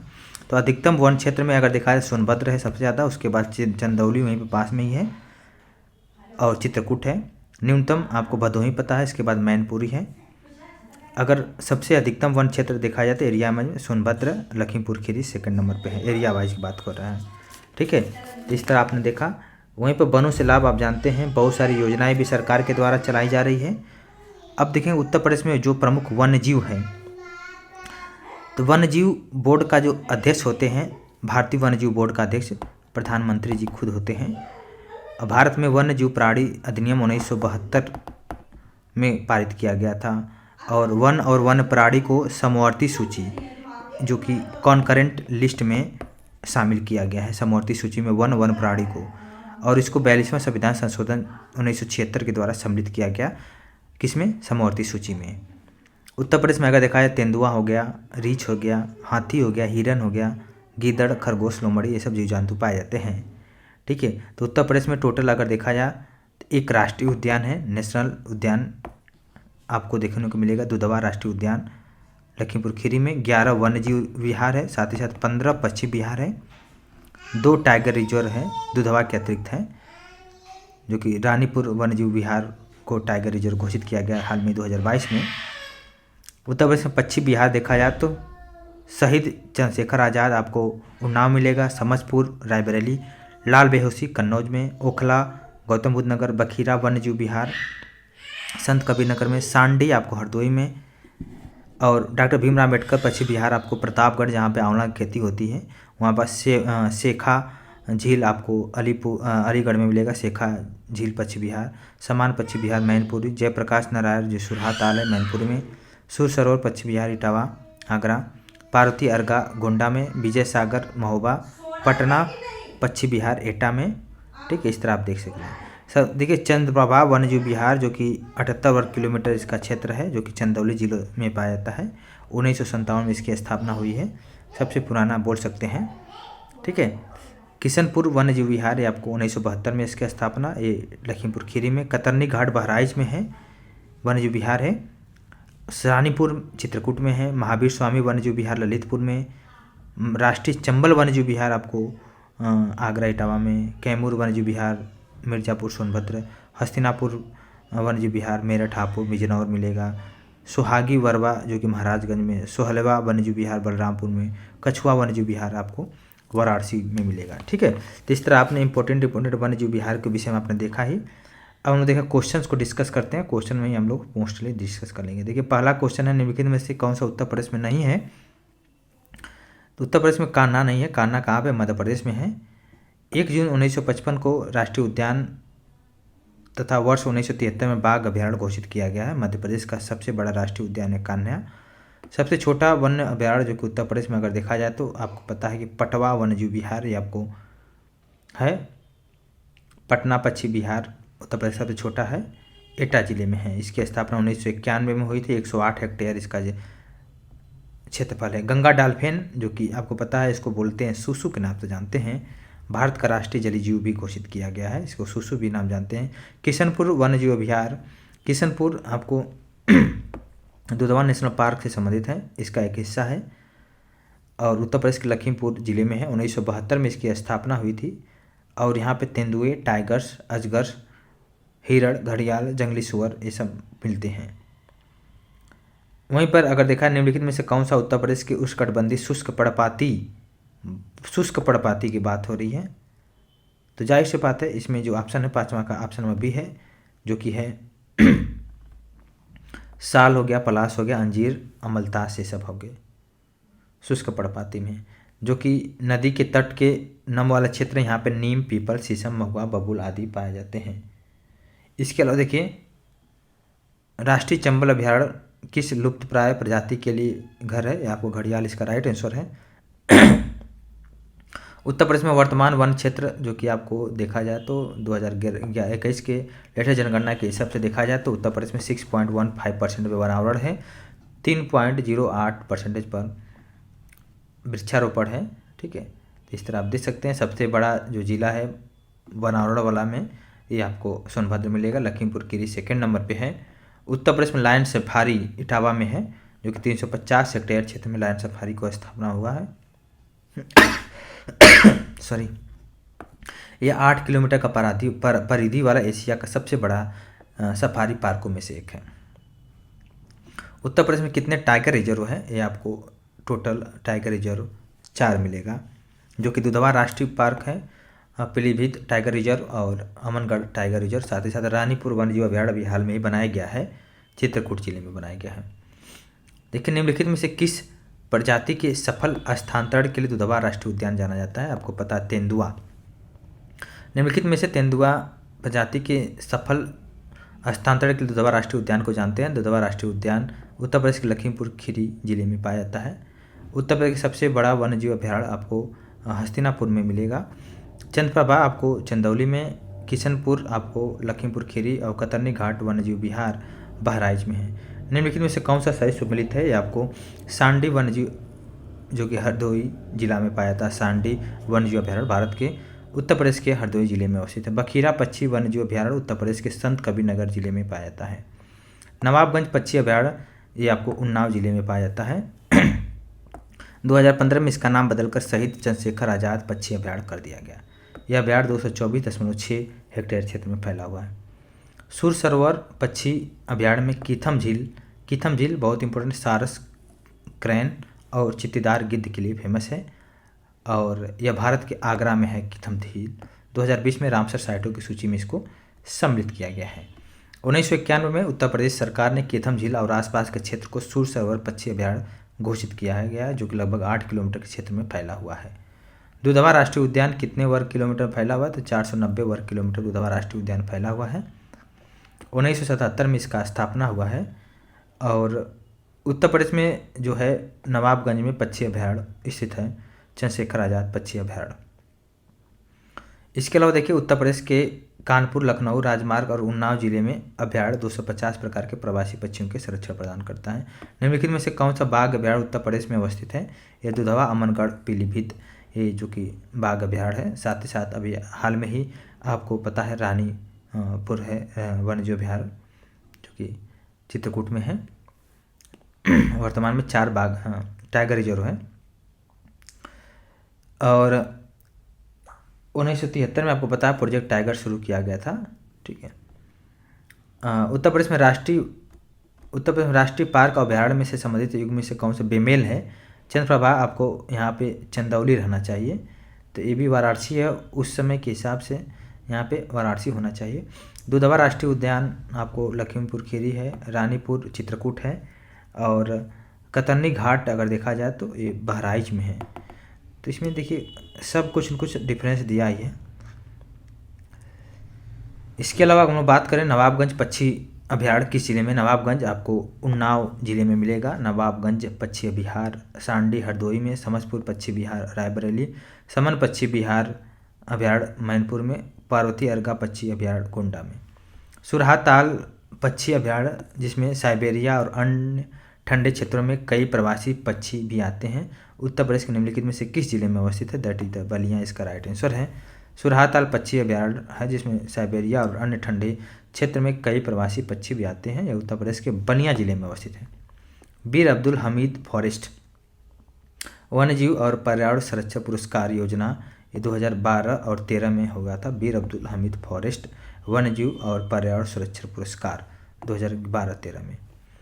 निम्नलिखित में से किस जानवर की रक्षा के लिए हस्तिनापुर वन्यजीव अभयारण्य की स्थापना 1986 में की गई है? यह है दलदल हिरण इसका राइट आंसर। उत्तर प्रदेश के मेरठ जिले में इसे हस्तिनापुर वन्यजीव अभयारण्य 1986 में स्थापना किया गया। इसे दलदली हिरणों के संरक्षण के उद्देश्य से स्थापित की गई है। दलदली हिरणों को बारहसिंगा भी कहा जाता है। इस अभयारण्य में सांभर, चीतल, नीलगाय, जंगली बिल्ली आदि जीव पाए जाते हैं। वर्तमान में इस अभयारण्य का विस्तार गाजियाबाद, बिजनौर और ज्योतिबा फुले नगर अमरोहा जिले में अवस्थित है। निम्नलिखित में से कौन सा वन्यजीव अभयारण्य 1975 में स्थापना किया गया? कतरनी घाट इसका राइट आंसर है। किशनपुर 1972 में स्थापना किया गया, चंबल 1979 में। और उत्तर प्रदेश के रायपुर नामक कोई वन्यजीव अभयारण्य स्थापित नहीं किया गया, यद्यपि रानीपुर वन्यजीव अभयारण्य की स्थापना 1977 में किया गया है। चंद्रप्रभा आपको पता है चंदौली जिले में है उत्तर प्रदेश का। ये जो अभयारण्य मात्र 78 वर्ग किलोमीटर फैला हुआ है। इसकी स्थापना 1957 में हुआ था, सबसे पुराना बोल सकते हैं। विजय सागर पक्षी विहार महोबा में है विजय सागर। और उत्तर प्रदेश में अमनगढ़ टाइगर रिजर्व आपको पता है कि किस टाइगर रिजर्व का हिस्सा है? पीलीभीत टाइगर रिजर्व का हिस्सा है, पीलीभीत में है। और मूल रूप से जिम कॉर्बेट नेशनल पार्क का हिस्सा है। उत्तर प्रदेश के उत्तराखंड राज्य के बनने के बाद जिम कॉर्बेट उत्तराखंड में चला गया और अमनगढ़ उत्तर प्रदेश में बना रहा। उत्तर प्रदेश में मयूर संरक्षण केंद्र निम्नलिखित में से किस स्थान जनपद में है? ये आपको मथुरा इसका राइट आंसर मिलेगा। निम्नलिखित में से कौन सा सही सुमिलित नहीं है? महावीर स्वामी अभयारण्य लाल बेहोशी कन्नौज में है। किशनपुर वन्यजीव अभयारण्य हो गया, कैमूर हो गया, मिर्जापुर सोनभद्र। जो इसमें सही नहीं है, इसमें से देख सकते हैं ऑप्शन नंबर सी है। ये किशनपुर आपको ये लखीमपुर खीरी में मिलेगा। महावीर स्वामी ललितपुर में है। दुधवा राष्ट्रीय उद्यान ये भी इम्पोर्टेंट है, लखीमपुर खीरी में है। और मोहना और सुहेला नदी के बीच 775 वर्ग किलोमीटर वन क्षेत्र के रूप में 1861 में आरक्षित किया गया है। 1977 में सरकार ने लखीमपुर खीरी जिले में 614 वर्ग किलोमीटर क्षेत्र को दुधवा राष्ट्रीय उद्यान के रूप में आरक्षित घोषित किया गया। दुधवा से लगभग 30 किलोमीटर दूर स्थित एक अन्य आरक्षित क्षेत्र किशनपुर अभयारण्य और केतरनी घाट को मिलाकर 1987 में टाइगर रिजर्व बनाया गया है। निम्नलिखित में से कौन वन्यजीव अभयारण्य उत्तर प्रदेश में स्थित नहीं है? यह है कालेसर वन्यजीव अभयारण्य उत्तर प्रदेश में नहीं है। यह उत्तर प्रदेश के लखीमपुर खीरी जिले में स्थित है। यह किशनपुर दुधवा राष्ट्रीय उद्यान का ही एक शाखा है। दुधवा टाइगर प्रोजेक्ट योजना के अंतर्गत आता है। कतरनी घाट वन्यजीव अभयारण्य उत्तर प्रदेश के बहराइच जिले में है। सुरहाताल उत्तर प्रदेश के बलिया जिले में अवस्थित है। 1991 में एक पक्षी अभयारण्य के रूप में घोषित किया गया है। उत्तर प्रदेश में पहला गिद्ध संरक्षण केंद्र ये महाराजगंज में है, पहला गिद्ध संरक्षण केंद्र। निम्नलिखित अगर पक्षी अभयारण्य में देखा जाए तो उत्तर प्रदेश में कौन सा अवस्थित नहीं है? तो इसमें देख सकते हैं चित्रागुंडी पक्षी अभयारण्य तमिलनाडु है। व उधवा पक्षी अभयारण्य झारखंड में, पटना पक्षी अभयारण्य उत्तर प्रदेश के एटा जिले, वहीं पर जयप्रकाश नारायण पक्षी अभयारण्य सुरहाताल बलिया जिले में अवस्थित है। वहीं पर अगर देखा जाए नेक्स्ट, वर्तमान में उत्तर प्रदेश में वन क्षेत्र देखा है तो 2021 के 2021 के अनुसार अगर देखा जाए तो कुल वनावरण और वृक्षारोपण 9.23% है, वन क्षेत्र 6.84 है। वहीं पर अगर हम लोग बात करें उत्तर प्रदेश में वन महोत्सव सप्ताह तो जुलाई में मनाया जाता है, 1 से लेकर 7 जुलाई में मनाया जाता है। वहीं पर देखा जाए सही सम्मिलित करना है, नवाबगंज पश्चिमी बिहार उन्नाव में है, ओखला पश्चिमी बिहार गाजियाबाद, समस्तपुर पश्चिमी बिहार रायबरेली, पार्वती अर्गा गोंडा में, ओखला पश्चिमी बिहार गौतम बुद्ध नगर जिले में अवस्थित है। उत्तर प्रदेश में अगर देखा जाए नेक्स्ट में नवाबगंज ये आपको उन्नाव जनपद में मिलेगा। मिलान करना है, असम में उड़ीसा सिमलीपाल हो गया, देखिए कौन सा, कर्नाटक में बांदीपुर हो गया, उत्तर प्रदेश असम में मानस हो गया, उत्तर प्रदेश में राजाजी राष्ट्रीय उद्यान जो कि उत्तराखंड हो गया है।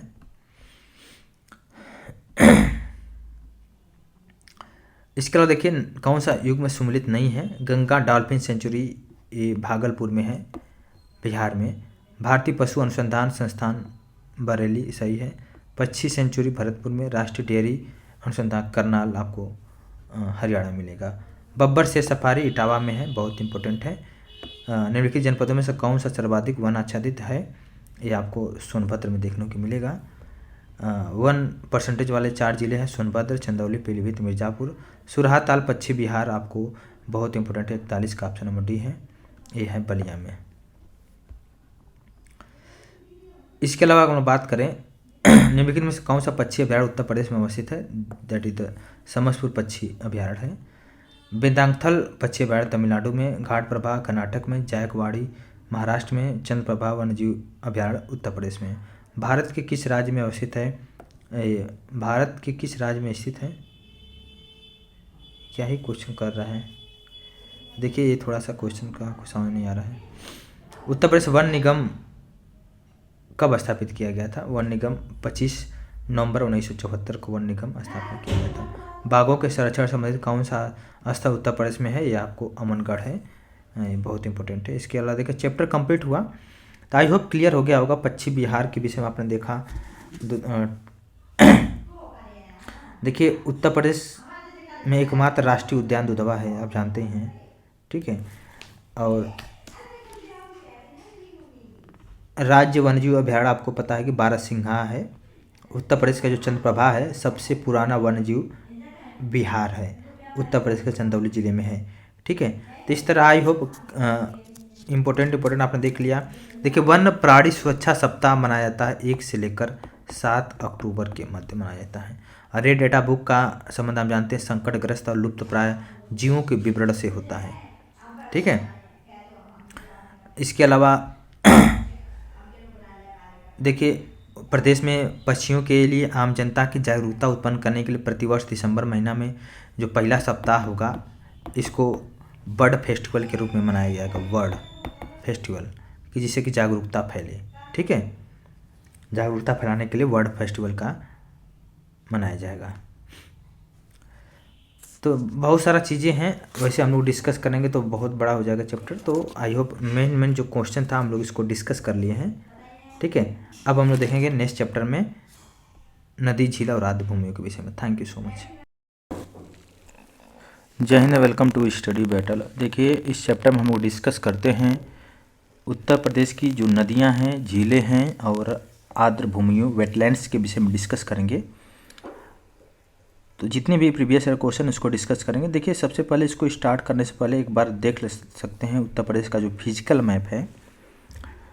और अगर देखा जाए उत्तर प्रदेश की जो नदियां हैं उनको 3 भागों में विभाजित किया गया है। पहला है कि हिमालय से निकलने वाली नदियां, जो हिमालय है यहाँ से निकलने वाली जो नदियां हैं, ठीक है। सेकेंड जो पार्ट है वह है गंगा के मैदान से निकलने वाली बहुत से नदियां, जो गंगा के मैदान से निकलने वाली नदियां हैं, ठीक है। थर्ड जो पार्ट है वह है प्रायद्वीपीय पठार से निकलने वाली नदियां, जो प्रायद्वीपीय पठार इधर से आपको सदर्न उत्तर प्रदेश का जो सदर्न पार्ट है वेस्टर्न सदर्न पार्ट, ये सब वहाँ से निकलने वाली नदियाँ। ठीक है, तो आपने देखा 3 तरह से निकलने वाली नदियाँ उत्तर प्रदेश में विभाजित किया गया है। और गंगा और यमुना उत्तर प्रदेश की सबसे बड़ी नदियाँ हैं। गंगा नदी देख सकते हैं, गंगा रिवर है, और यमुना रिवर देख सकते हैं यहीं पे आके प्रयागराज में मिल जाते हैं। ठीक है, इनका बहाव अगर देखा जाए तो उत्तर में हिमालय और दक्षिण में विंध्याचल के द्वारा निर्धारित किया जाता है। उत्तर प्रदेश की जो इम्पोर्टेंट रिवर है देख सकते हैं, केन, बेतवा, सोन। केन हो गया, देखिए यहाँ पे बेतवा रिवर हो गया, सोन रिवर हो गया, कर्मनाशा हो गया, चंबल रिवर हो गया, रिहंद्र, देखिए चंद्रप्रभा रिवर उत्तर प्रदेश के बिल्कुल ही आपको सोनभद्र के चंदौली के आसपास मिलेगा आपको। ठीक है, इस वाला रेंज में। इसके अलावा अगर हम लोग देखें हिमालय से निकलने वाले जो नदियां हैं इंपॉर्टेंट, गंगा, यमुना, काली, शारदा, रामगंगा, देखिए यहाँ पे शारदा हो गया। ठीक है, घाघरा रिवर हो गया, गोमती रिवर हो गया, ये सब। ठीक है, राप्ती नदी हो गया।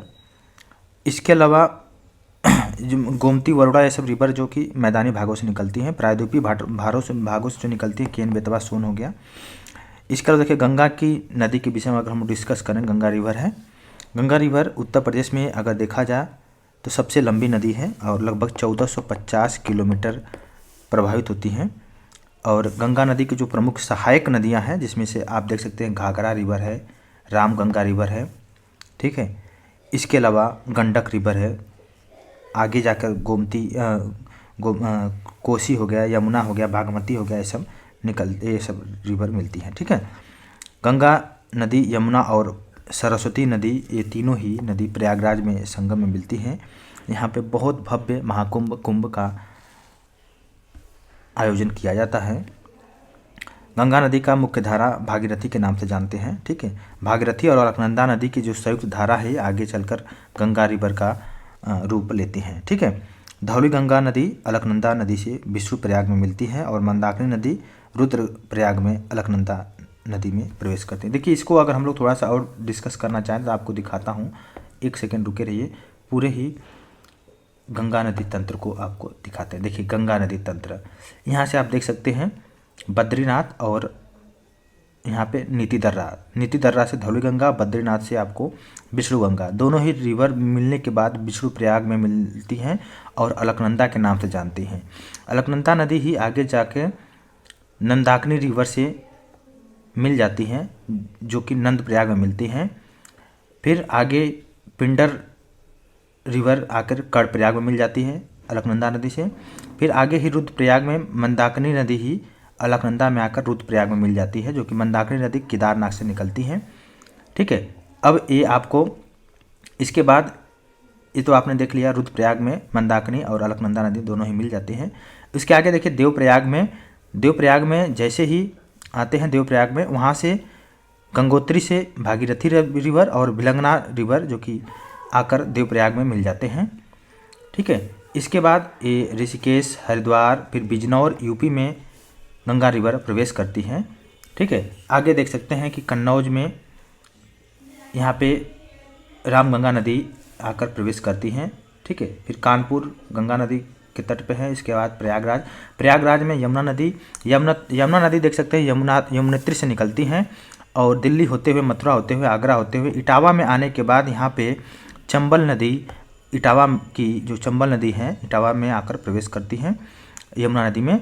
साथ ही साथ आगे और आने के बाद यहाँ पे देखिए मालवा पठार से कुछ रिवर निकलती हैं। फिर उसके बाद देखिए बिंद पहाड़ी से बेतवा रिवर निकलती है, हमीरपुर में आकर मिल जाती है। यमुना नदी में कैमूर पहाड़ी से केर रिवर निकलती है जो कि बांदा में आकर मिल जाती है। फिर ये सब रिवर जाके जो यमुना रिवर है जाके प्रयागराज में गंगा नदी से मिल जाती है। तो ये आपने देखा गंगा नदी तंत्र को बहुत ही अच्छे ढंग से देखा आपने, इससे बेहतर आप कहीं भी नहीं देख सकते हैं। ठीक है, तो आपने देखा उत्तर प्रदेश के किनारे जो अवस्थित प्रमुख नगर हैं देख सकते हैं आगे फर्रुखाबाद, कन्नौज, कानपुर, प्रयागराज, मिर्ज़ापुर, वाराणसी, गाजीपुर, ये सब है। ठीक है, और यमुना नदी के विषय में आपने देखा यमुना नदी का जो उद्गम होता है यमुनोत्री हिमालय से होता है। ठीक है, जो कि बंदरपुच के पश्चिमी ढाल पर स्थित यमुनोत्री हिमनद से होता है। ठीक है, तो यमुना नदी के उत्तर प्रदेश के सहारनपुर हो गया, शामली, बागपत, गाजियाबाद, गौतम बुद्ध नगर, अलीगढ़, मथुरा, आगरा, इटावा, औरैया, जालौन, हमीरपुर, बांदा, फतेहपुर, प्रयागराज में होकर निकलती है। ठीक है। चंबल नदी यमुना नदी से इटावा के पास मिलती है, आपने देखा ही। बेतवा नदी यमुना नदी से हमीरपुर में मिलती है। वहीं बांदा में भोजहा के निकट यमुना से केन नदी मिलती है, आपने देख लिया। ठीक है। तीनों ही आपने यहाँ से देखा था कैसे रिवर मिलती है यमुना नदी में। ठीक है। रामगंगा नदी का उद्गम आप जानते हैं हिमालय की दूधा टोली श्रेणी से होता है। यहाँ से देखिए दूधा टोली श्रेणी से, इसका भी आपने देखा। रामगंगा नदी पे ही कॉर्बेट नेशनल पार्क है, जिम कॉर्बेट नेशनल पार्क है। इसके बाद रामगंगा नदी उत्तराखंड निकट बिजनौर जिला उत्तर प्रदेश में मैदानी भागों में प्रवेश करती है। ठीक है। वहीं पर अगर शारदा रिवर के विषय में भी देखा दे कि शारदा रिवर देख सकते हैं यहाँ से। शारदा रिवर का उद्गम कुमायूं हिमालय से प्रारंभ होता है और प्रारंभ में इसको कारी नदी से जानते हैं और गौरी गंगा नाम से भी इसको जानते हैं। शारदा नदी पीलीभीत और नेपाल की सीमा निर्धारित करती है। आप देखिए पीलीभीत है यहाँ पे, नेपाल की सीमा निर्धारित करती है। इसके अलावा आप देखिए घाघरा रिवर के विषय में। घाघरा रिवर के विषय में अगर देखा जाए, देखिए घाघरा रिवर ये है। घाघरा रिवर का उद्गम अगर देखा जाए तो मापचांगो हिमनद से होती है और इसकी सहायक नदी है करनाली हो गया, सीखा हो गया, टीला हो गया, ये सब हो गया। और इसे सरयू के नाम से ही जानते हैं, सरयू के नाम से ही घाघरा रिवर को जानते हैं। अयोध्या जो कि सरयू नदी के तट पर बना है, आपको देखते हैं, जानते ही हैं। राप्ती नदी आप जानते हैं, इसका उद्गम रकुम कोट से हुआ है।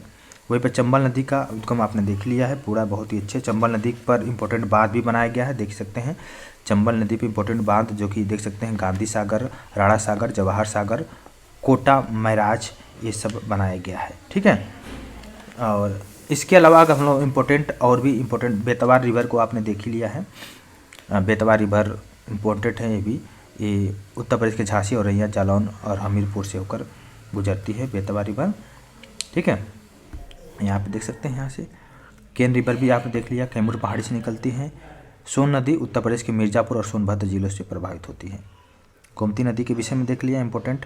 तो उत्तर प्रदेश के जो इंपॉर्टेंट रिवर है आपने इसको डिस्कस कर लिया। प्रमुख बांध इंपॉर्टेंट है, जैसे कि गोविंद बल्लभ पंत है जो कि रिहंद बांध पे रिहंद नदी बनाया गया। ओबरा है, ये भी रिहंद नदी। माता टीला ये बेतवा नदी बनाया गया है। ठीक है। इस तरह इंपॉर्टेंट है। ठीक है। तो आगे हम लोग देखेंगे। और वेटलैंड्स के विषय में अगर देखा जाए उत्तर प्रदेश में, वेटलैंड्स अगर देखा जाए, देखिए उत्तर प्रदेश में जो वेटलैंड्स है, एक है बखीरा वेटलैंड्स, ये आपको वन्य जीव विहार है, ये संत कबीर नगर में है।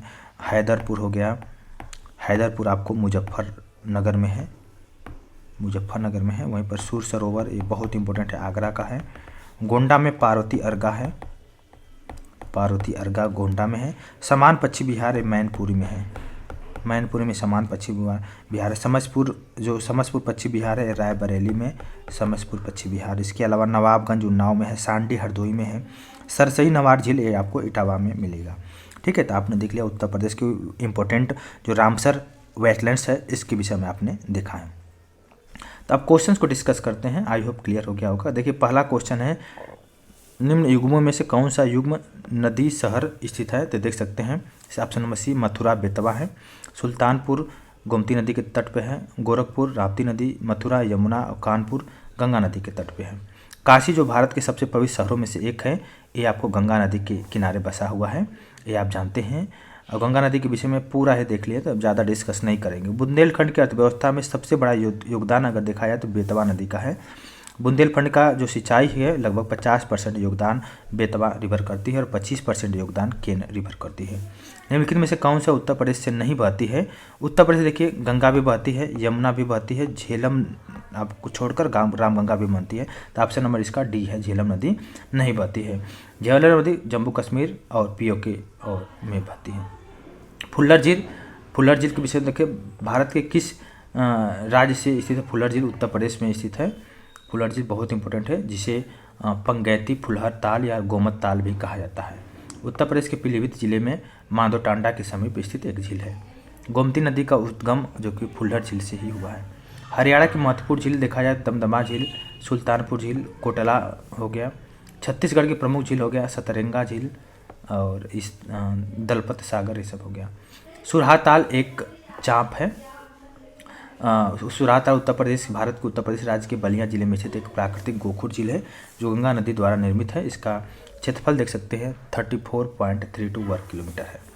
ठीक है। सारनाथ जो अशोक स्तंभ के लिए प्रसिद्ध है, लगभग वाराणसी से 10 किलोमीटर उत्तर पूर्व में है। ये आपको गंगा और वरुणा नदियों के संगम के पास स्थित है सारनाथ। ठीक है। सारनाथ में आपको अशोक स्तंभ है, धमेक स्तूप है, मृगदाव है और बौद्ध संग्रहालय भी स्थित है। इसका देखिए 8वां नंबर, रामगंगा नदी कन्नौज के पास गंगा नदी में मिलती है। ये बिल्कुल ही इनकरेक्ट ऑप्शन है। जो सही ऑप्शन है, रामगंगा कन्नौज के पास गंगा नदी में मिलती है। इसके बाद देखिए बेतवा नदी प्रयागराज के पास यमुना नदी में मिलती है, गलत ऑप्शन है।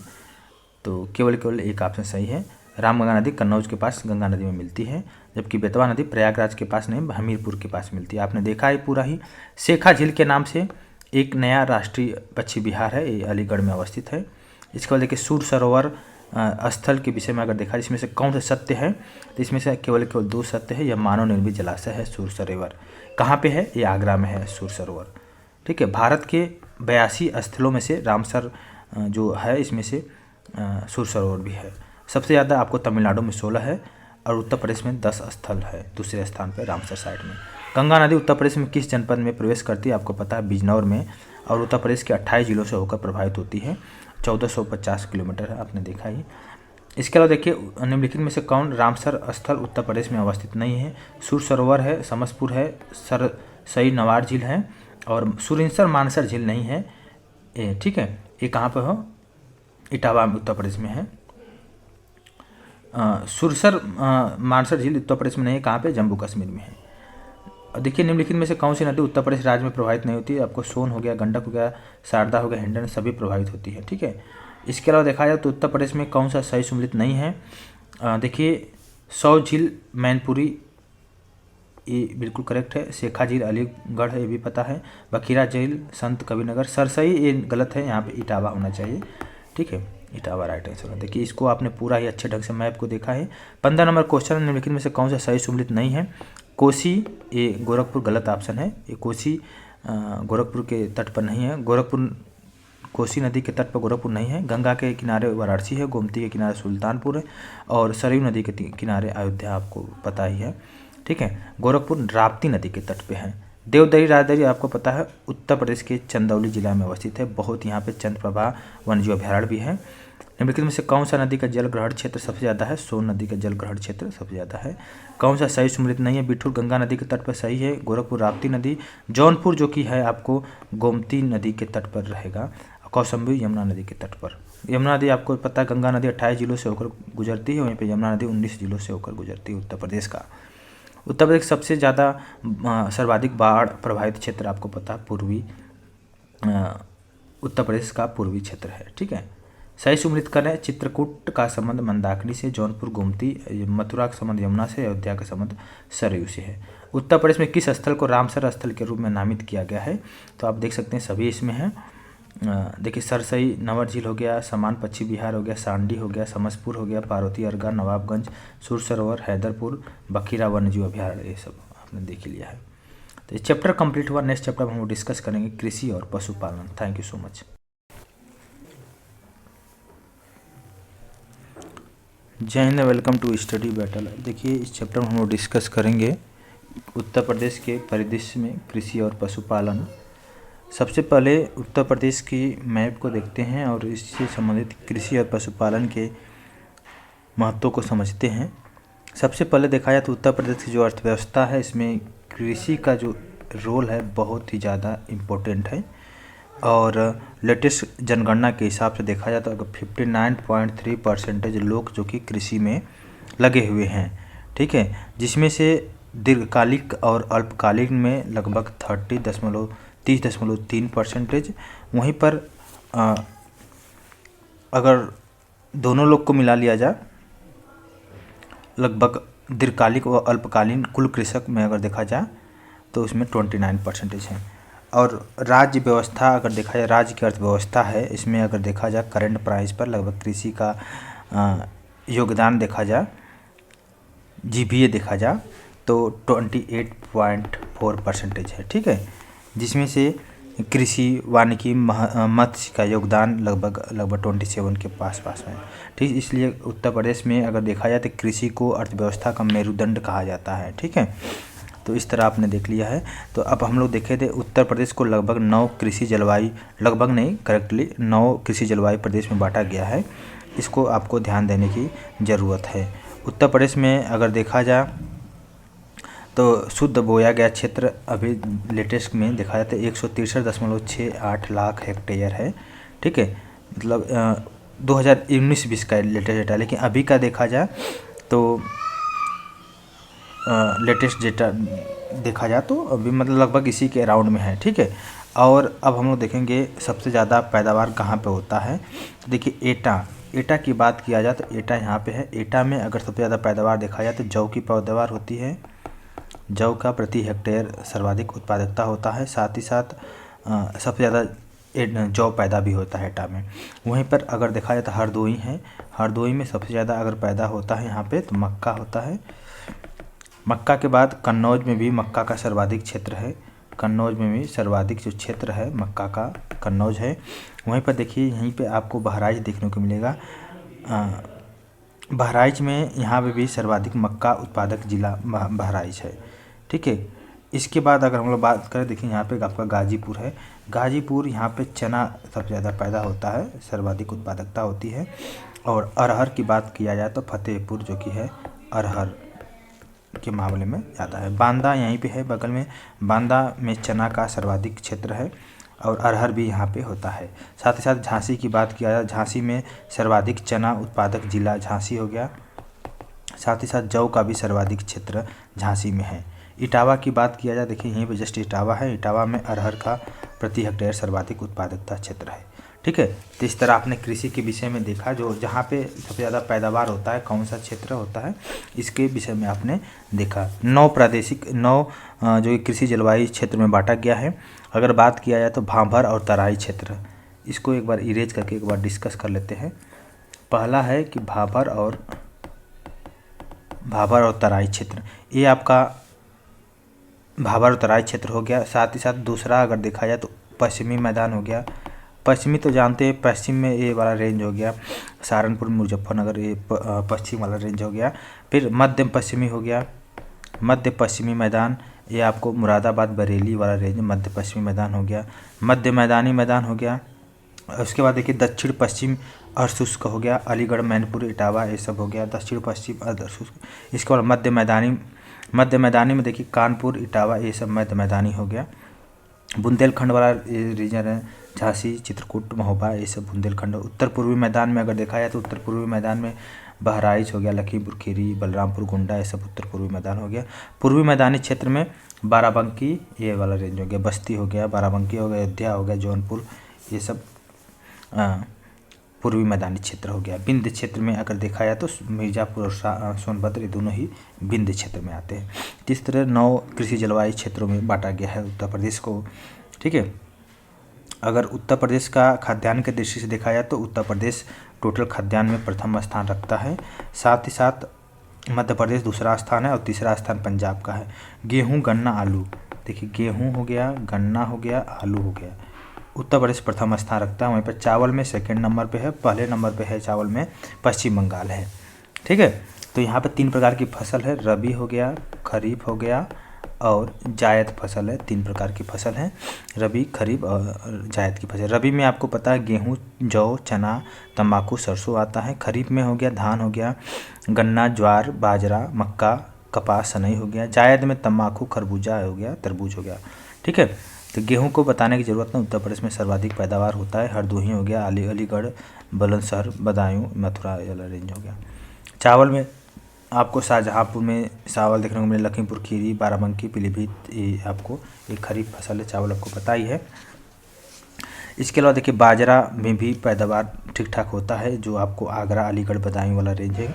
मक्का आपको देखा ही बहराइच वाला रेंज ज़्यादा है, बहराइच, मैनपुरी हो गया, बुलंदशहर हो गया। जौ आपको एटा आगरा, जौ यहाँ पे एटा आगरा आपको देखा ही।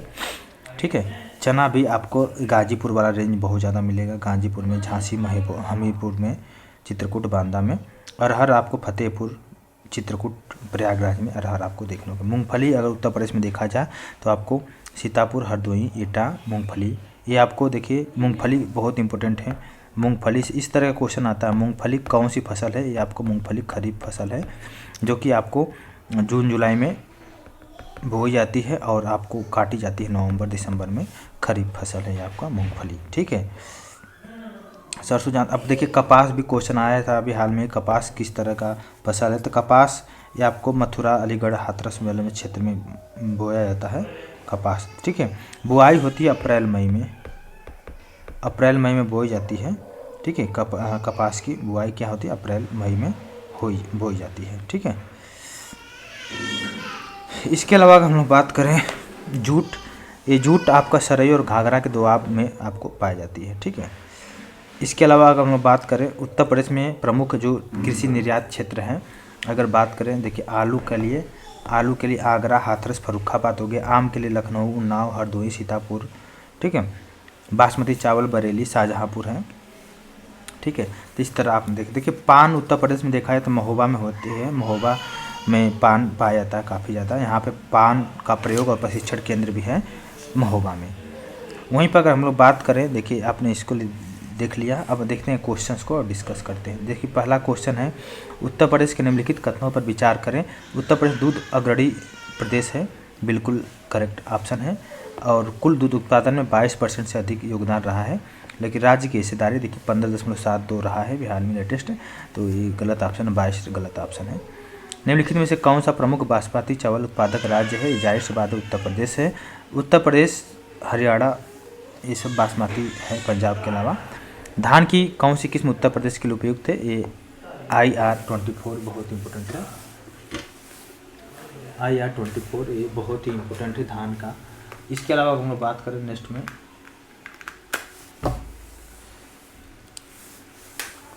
नेक्स्ट है देखिए उत्तर प्रदेश किस फसल का सबसे बड़ा उत्पादक है? तो जाहिर सी बात है गेहूं का, गेहूं हो गया, आलू हो गया, आपको गन्ना हो गया, यहाँ पे सबसे ज़्यादा उत्पादक होता है। क्वेश्चन नंबर 5, निम्नलिखित में से कौन सी नगदी फसल उत्तर प्रदेश में नहीं उगाई जाती है? जाहिर सी बात है रबड़ नहीं उगाई जाती है, उत्तर प्रदेश में रबड़ की खेती नहीं की जाती है। वस्तुतः गन्ना उत्तर प्रदेश की प्रमुख नगदी फसल है। नगदी फसल जिन्हें बाजार को ध्यान में रखकर उपजाया जाता है, जैसे गन्ना, कपास, तंबाकू, जूट, चाय, रबड़ इत्यादि हो गया। केरल राज्य भारत में रबड़ का सबसे बड़ा उत्पादक है, जो कुल उत्पादक का लगभग 90% हिस्सा है। निम्नलिखित में से क्या भारत के बुंदेलखंड क्षेत्र में उगाई जाने वाली बड़ी फसल नहीं है? यह है कसावा। उत्तर प्रदेश का बुंदेलखंड क्षेत्र वर्षा की कमी वाला क्षेत्र है।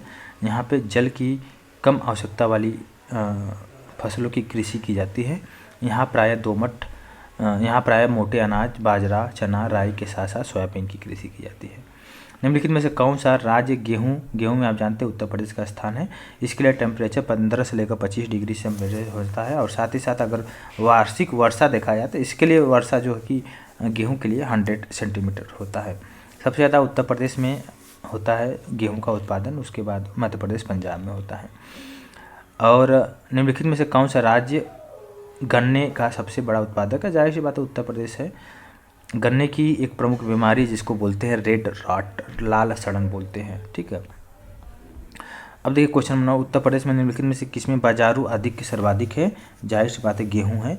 उत्तर प्रदेश में गेहूँ का बाजारू अधिक के जो सरप्लस है सबसे ज़्यादा है।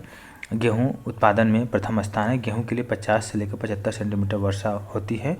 बोते समय 10 से लेकर 15 तक तापमान आवश्यकता होती है।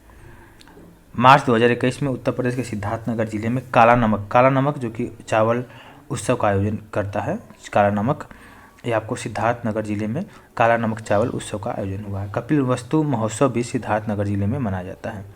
निम्नलिखित में से कौन सी फसलें पश्चिमी उत्तर प्रदेश के लिए सबसे उपयुक्त है? मक्का, आलू, गेहूँ पश्चिमी उत्तर प्रदेश के लिए सबसे ज़्यादा उपयुक्त होता है, बहुत इंपॉर्टेंट है। इसके बाद देखिए चिया के बीज अब उत्तर प्रदेश में उगाए जा रहे हैं। वह किसके अच्छे स्रोत हैं? जो जाहिर सी बात है ओमेगा-3 वसा, वर्म और रेशा, बहुत इंपॉर्टेंट है। चिया के बीज मुख्य रूप से मैक्सिको में पाए जाते हैं। ओमेगा-3 वसा अम्ल फाइबर, प्रोटीन, एंटीऑक्सीडेंट और कैल्शियम से भरपूर होते हैं।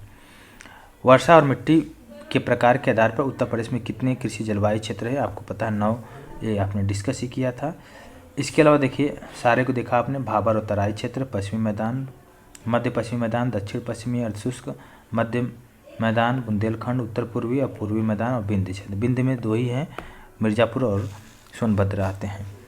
निम्नलिखित में से किस आमों का राजा किसको बोलते हैं? आमों का राजा दशहरी को। दशहरी उत्तर प्रदेश में पाया जाता है। अल्फांसो आम मुंबई में, बंगलपल्ली बेंगलुरु में, पश्चिम बंगाल में मालदा आम और बिहार में जर्दालू आम पाया जाता है। दशहरी आम भी मलिहाबाद लखनऊ में सर्वाधिक उत्पादन होता है। खरीफ फसल देखा जाए तो उत्तर प्रदेश में धान है। इसके लिए जानते 3 प्रकार की फसल उत्तर प्रदेश में है, रबी, खरीफ, जायद। रबी फसल आपको पता है, खरीफ जो है मई जुलाई में बोई जाती है, अक्टूबर नवंबर में काटी जाती है। वहीं पर उसके बाद तुरंत रबी फसल बोई जाती है, मान के चलिए नवंबर दिसंबर, और काटी जाती है मार्च अप्रैल में काटी जाती है। और जो मार्च अप्रैल से अब मई जून के आसपास ही बोई या काटी जाती है उसको बोलते हैं जायद फसल, जिसमें तरबूज हो गया, ककड़ी हो गया, इस तरह। उत्तर प्रदेश में सबसे महत्वपूर्ण नकदी फसल है, जाहिर सी बात है, गन्ना है। गन्ने के लिए टेम्परेचर 20 से लेकर 26 डिग्री होता है। और वार्षिक वर्षा जो होता है, वर्षा जो कि 100 से 200 सेंटीमीटर वर्षा होती है। इसके लिए दोमट मिट्टी उपयुक्त होती है। साथ ही साथ देखा है उत्तर प्रदेश में किसका सबसे बड़ा उत्पादक है, तो जाहिर सी बात है गन्ना हो गया, गेहूँ हो गया, और सरसों हो गया, और जौ हो गया। ऑप्शन नंबर ये है। उत्तर प्रदेश में जायद फसल आप जानती हैं, बिल्कुल ही जानते हैं कि आप मार्च में बोए जाते हैं, जून में काटी जाती है। जिसमें से मक्का, बाजरा, ये सब तो, मक्का बाजरा तो नहीं है, तरबूज, खीरा, खरबूजा, उड़द, ककड़ी, सूरजमुखी, ये सब जायद की प्रमुख है। प्रयागराज जो कि अमरूद के लिए जाना जाता है। यहाँ के अमरूद की बनावट सेब जैसी होती है, इसे सेविया अमरूद भी कहते हैं। प्रयागराज का सुरखा अमरूद भी पूरी दुनिया में काफ़ी मशहूर है। दक्षिणी उत्तर प्रदेश का औरैया जिला प्रमुख रूप से ये शुद्ध देसी घी के लिए उपयुक्त है। प्राकृतिक रूप से उगने वाली बहुवर्षीय घास, जिसे स्थानीय भाषा में बोलते हैं सरपत, ये अमेठी में बहुत ज़्यादा पाया जाता है। अमेठी में यहाँ पे मुंज घास के रूप में इसको जानते हैं स्थानीय भाषा में। इसमें टहनियाँ नहीं होती, इसका सामान सजावटी सामान बनाया जाता है। साथ ही साथ देखा जाए निम्नलिखित में से कौन सी फसल उत्तर प्रदेश में आमतौर पर या व्यापक रूप से उगाई नहीं जाती है? जाहिर सी बात है, कपास नहीं उगाई जाती। कपास एक काली मिट्टी है, आपको गुजरात, महाराष्ट्र वाले रेंज में आपको ज़्यादा देखने को मिलता है। ठीक है। इसके अलावा देखिए नींबू कहाँ पर उत्तर प्रदेश में पाया जाता है? सहारनपुर और मेरठ में नींबू सबसे ज़्यादा पाया जाता है। नींबू का वैज्ञानिक नाम है साइट्रस लिमोन। भारत के कुल गन्ना उत्पादन में कितना % उत्तर प्रदेश में पैदा करता है? जाहिर सी बात है 25 से लेकर 40 डिग्री होता है। भारत के कुल गन्ना उत्पादक में 44.5 डिग्री % उत्तर प्रदेश का है गन्ना उत्पादक। उत्तर प्रदेश, इसके बाद महाराष्ट्र, फिर कर्नाटक है। आमों में सबसे बड़ा उत्पादक भी उत्तर प्रदेश है, और इसके बाद आंध्र प्रदेश आता है। देखिए निम्नलिखित में से कौन सी मुख्य एजेंसियां में से एक नहीं है जो उत्तर प्रदेश में भारी मात्रा में अनाज भंडारण में शामिल नहीं है? FDI नहीं है। FDI जो कि प्रत्यक्ष विदेशी निवेश होता है, बिल्कुल अलग होता है। इसमें क्या होता है, विदेशों के द्वारा भारत में इन्वेस्टमेंट किया जाता है, इसको बोलते हैं FDI। इसके अलावा देखिए FCI हो गया, भारतीय खाद्य निगम हो गया, CWC हो गया, केंद्रीय भंडार निगम, और राज्य भंडार निगम हो गया। ये तीनों ही उत्तरदायी होता है भंडारण के लिए। देखिए नेक्स्ट है कि 27 नंबर है, कृषि आर्थिक अनुसंधान केंद्र की रिपोर्ट 2014-15 के अनुसार उत्तर प्रदेश के बारे में कौन सा सच नहीं है? जाहिर सी बात है ऑप्शन में बी है। उत्तर प्रदेश में 5 भारतीय कृषि अनुसंधान परिषद संस्थान है, 28 कृषि विज्ञान केंद्र, 4 राज्य कृषि विश्वविद्यालय तथा 4 राष्ट्रीय शोध केंद्र हैं। वर्तमान समय में उत्तर प्रदेश में 89 कृषि विज्ञान केंद्र कार्यरत है। उत्तर प्रदेश निम्नलिखित में से किस जिले में बाबू गेंदा सिंह गन्ना शोध संस्थान कुशीनगर है? और उत्तर प्रदेश का बीज प्रमाणीकरण ब्यूरो कहाँ पे स्थित है? ये आलमबाग है इसका राइट आंसर। उत्तर प्रदेश में आलू निर्यात जोन आपको आगरा में मिलेगा। उत्तर प्रदेश के तराई क्षेत्र में मुख्य रूप से उगाई जाने वाली सुगंधित चावल की किस्म है? जाहिर सी बात है काला नमक है, ये आपको सिद्धार्थनगर में मिलेगा आपको, और काफ़ी सुगंधित होती है और भारत के अच्छे गुणवत्ता वाले सुगंधित चावलों में से एक है। इसकी खेती बौद्ध काल से की जा रही है। निम्नलिखित युग्मों में से बताना कौन सा युग्म सम्मिलित नहीं है? जाहिर सी बात है इसमें जो सही है देखिए संभल हस्तशिल्प के लिए है, मैनपुरी जरी जरदोजी के लिए है, ललितपुर जरी सिल्क साड़ी, प्रयागराज मौजूद उत्पाद के लिए फेमस है। वहीं में देखिए काला नमक का संबंध है सिद्धार्थनगर से, देसी घी का औरैया से, आंवला प्रतापगढ़, और केला फाइबर कुशीनगर में देखने को मिलता है। उत्तर प्रदेश कृषि अनुसंधान परिषद निम्नलिखित में से किस स्थान पर स्थित है? ये लखनऊ में है। उत्तर प्रदेश कृषि अनुसंधान परिषद लखनऊ में स्थित है। उत्तर प्रदेश में कृषक समृद्धि आयोग का गठन ये आपको 2017 में हुआ था। इस आयोग के अध्यक्ष मुख्यमंत्री श्री योगी आदित्यनाथ हैं और इनके कार्यों के अंतर्गत कृषि उद्यान, पशुपालन, मत्स्य पालन और रेशम पालन आदि विविध कार्यों के निष्पादन में किसानों की शक्तियों और उनकी निर्बलताओं की समीक्षा करने के साथ ही साथ फसलों के बेहतर भंडारण और विपणन की सम्मिलित किया गया है। उत्तर प्रदेश के निम्नलिखित कथनों में से कौन सा कथन सही है? इसमें जो सही है केवल 1 और 2। भारत में गन्ना उत्पादन का सबसे बड़ा हब है, साथ ही साथ दूध उत्पादन का भी सबसे ज़्यादा हब है। उत्तर प्रदेश में रानी लक्ष्मीबाई केंद्रीय कृषि विश्वविद्यालय झांसी की स्थापना संसद के अधिनियम 2014 के तहत हुआ था, झांसी में हुआ था। देखिए उत्पाद और जिला को मैच कराना है तो लहसुन मैनपुर में होता है, प्याज गाजीपुर में, साथ ही साथ देखिए मिर्च देवरिया में और हल्दी ललितपुर में। तो लहसुन मैनपुरी, प्याज गाजीपुर, मिर्च देवरिया, हल्दी ललितपुर में। निम्नलिखित में से कौन सा ट्यूबवेल सिंचाई के क्षेत्र में उत्तर प्रदेश सबसे ज़्यादा है? ट्यूबवेल यहाँ शुद्ध सिंचाई में 74.9% सिंचाई नलकूप के द्वारा किया जाता है, नहर के द्वारा 15.2, कुआं के द्वारा 8.8 और इसके अलावा देख सकते हैं शेष 0.5% है। यूपी में पशु प्रोटीन का प्रति व्यक्ति उपभोग जो कि 5 ग्राम है। उत्तर प्रदेश में परंपरागत भूमि मापन इकाई है, ये आपको बीघा देखने को मिलेगा, 1 बीघा में 20 बिस्वा होता है। निम्नलिखित युगों में कौन सा सही सुमेलित नहीं है? Indian institute of vegetable research Varanasi में है, IIPR कानपुर में है, Indian institute of pulses research और इंडियन वेटरनरी रिसर्च इंस्टीट्यूट आपको इज्जत नगर बरेली में।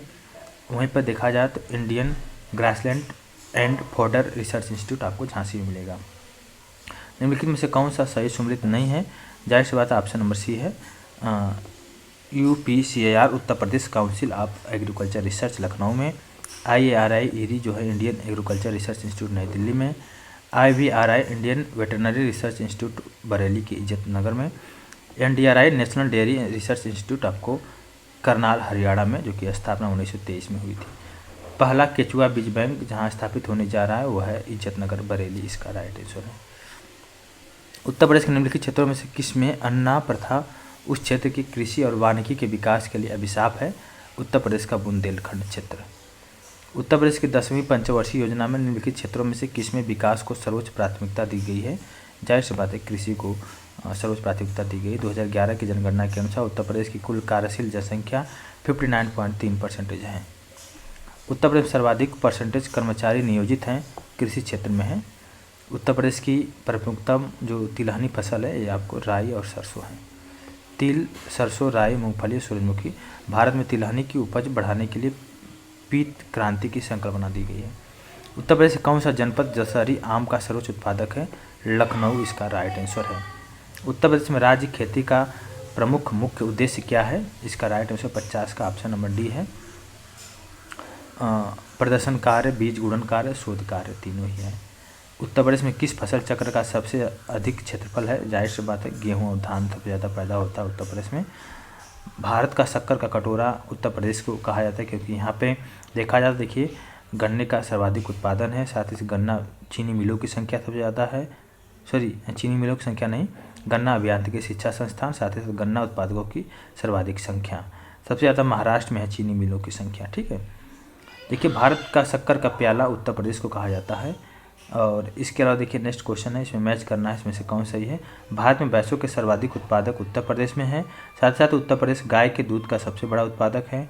गाय बैलों की सर्वाधिक संख्या पश्चिम बंगाल में पाई जाती है। साथ ही साथ भेड़ों की सर्वाधिक संख्या तेलंगाना में पाई जाती है। आंवला प्रतापगढ़ में पाया जाता है।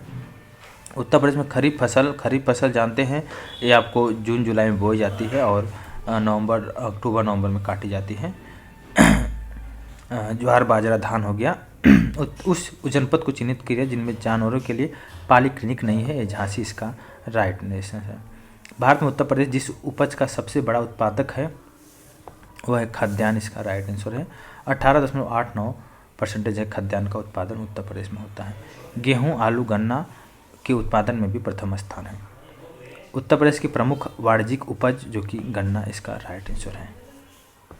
ठीक है, इसके अलावा अगर हम बात करें नेक्स्ट में, देश की कुल कृषि योग्य भूमि का कितना % उत्तर प्रदेश में स्थित है? देख सकते हैं 2,40,928 वर्ग किलोमीटर है, जहां पर देश की कुल कृषि योग्य भूमि का लगभग 10.48 भाग कृषि की जाती है। प्रदेश में उगाई गई निम्नलिखित फसलों में से किसकी अवधि न्यूनतम है? मूंग की अवधि न्यूनतम है, यहाँ 60 दिन की होती है। खरीफ और जायद की फसल है। मसूर और चना 90 दिन और अरहर 260 दिन की फसल है।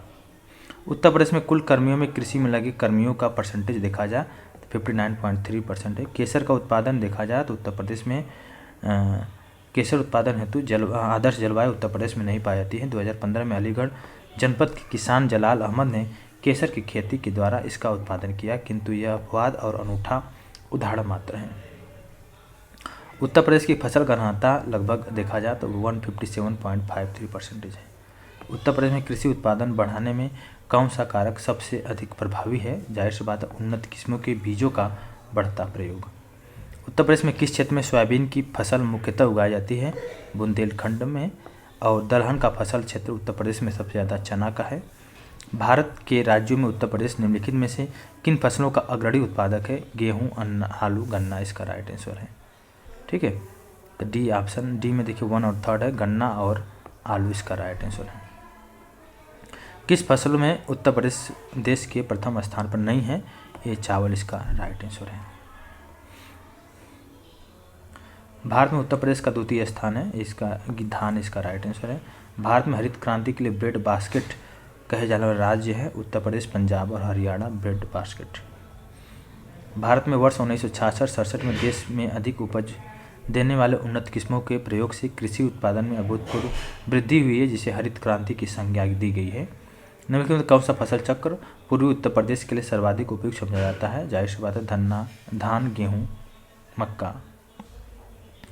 निम्नलिखित में से किस फसलों का उत्तर प्रदेश भारत में सर्वाधिक उत्पादक है? इसका राइट आंसर गेहूँ है। और भारत के राज्यों में उत्तर प्रदेश किस उत्पाद का सबसे बड़ा उत्पादक नहीं है? ये फूलों का इसका राइट आंसर। ठीक है, देखिए नेक्स्ट, भारत में उत्तर प्रदेश का स्थान है, चावल तो नहीं है, गन्ना है, गेहूँ है, ऑप्शन नंबर बी है। उत्तर प्रदेश का योगदान मेथा तेल में 90% है। मेथा तेल बदायूं, रामपुर, मुरादाबाद, बरेली, पीलीभीत, बाराबंकी, अयोध्या, अम्बेडकर नगर, लखनऊ जिलों में की जाती है। 2018-19 में उत्तर प्रदेश राज्य में संबंधित निम्नलिखित कथनों पर विचार किया जाए तो इसमें से गन्ना में प्रथम है, आलू में प्रथम है और साथ ही साथ गेहूँ में भी प्रथम है। धान में ये सेकंड नंबर पे है। काला नमक आपको पता है कि ये धान की प्रजाति है। आम की लंगड़ा किस्म हमारे राज्य में किस जिले में उद्भिद माना जाता है? लंगड़ा आम आपको जाहिर सी बात है वाराणसी इसका राइट आंसर है। देखिए आम की बहुत प्रजातियाँ, जैसे दशहरी आम लखनऊ में होता है, चौसा आम हरदोई में, रत्नागिरी महाराष्ट्र में अल्फांसो आम हो गया, केसर आम हो गया जूनागढ़, इस तरह आप देख सकते हैं। उत्तर प्रदेश में प्रमुख फसल है रबी, खरीफ और जायद की फसल है। ठीक है, तो देख सकते हैं इसमें। इसके अलावा अगर हम बात करें नेक्स्ट है, देखिए 2017-18 के अनुसार तो पुराना है, तो वैश्विक उत्पादन में भारत का स्थान दालों में पहला है। कृषि कुंभ 2018 कहा गया है, लखनऊ को कहा गया है। आलू के उत्पादन में भारत में उत्तर प्रदेश का स्थान है, पहला है। ठीक है, इसके अलावा देख सकते हैं इसमें उत्तर प्रदेश सबसे बड़ा उत्पादक जो है आम इसका है, जबकि बिहार लीची का सबसे बड़ा उत्पादक राज्य है। आम का वैज्ञानिक नाम है मैंगीफेरा इंडिका नाम है। भारत में उत्तर प्रदेश का गन्ना उत्पादन में कौन सा स्थान है? ये प्रथम स्थान है। ठीक है, उत्तर प्रदेश के प्रमुख देखा जाए अगर तो प्रमुख उत्पादकों में से गन्ना एक है। खाद्यान्न का सबसे बड़ा उत्पादक आपको पता है उत्तर प्रदेश है। नेक्स्ट चैप्टर में देखेंगे सिंचाई और बहुउद्देशीय नदी घाटी परियोजना, बहुत इंपॉर्टेंट है। Thank you.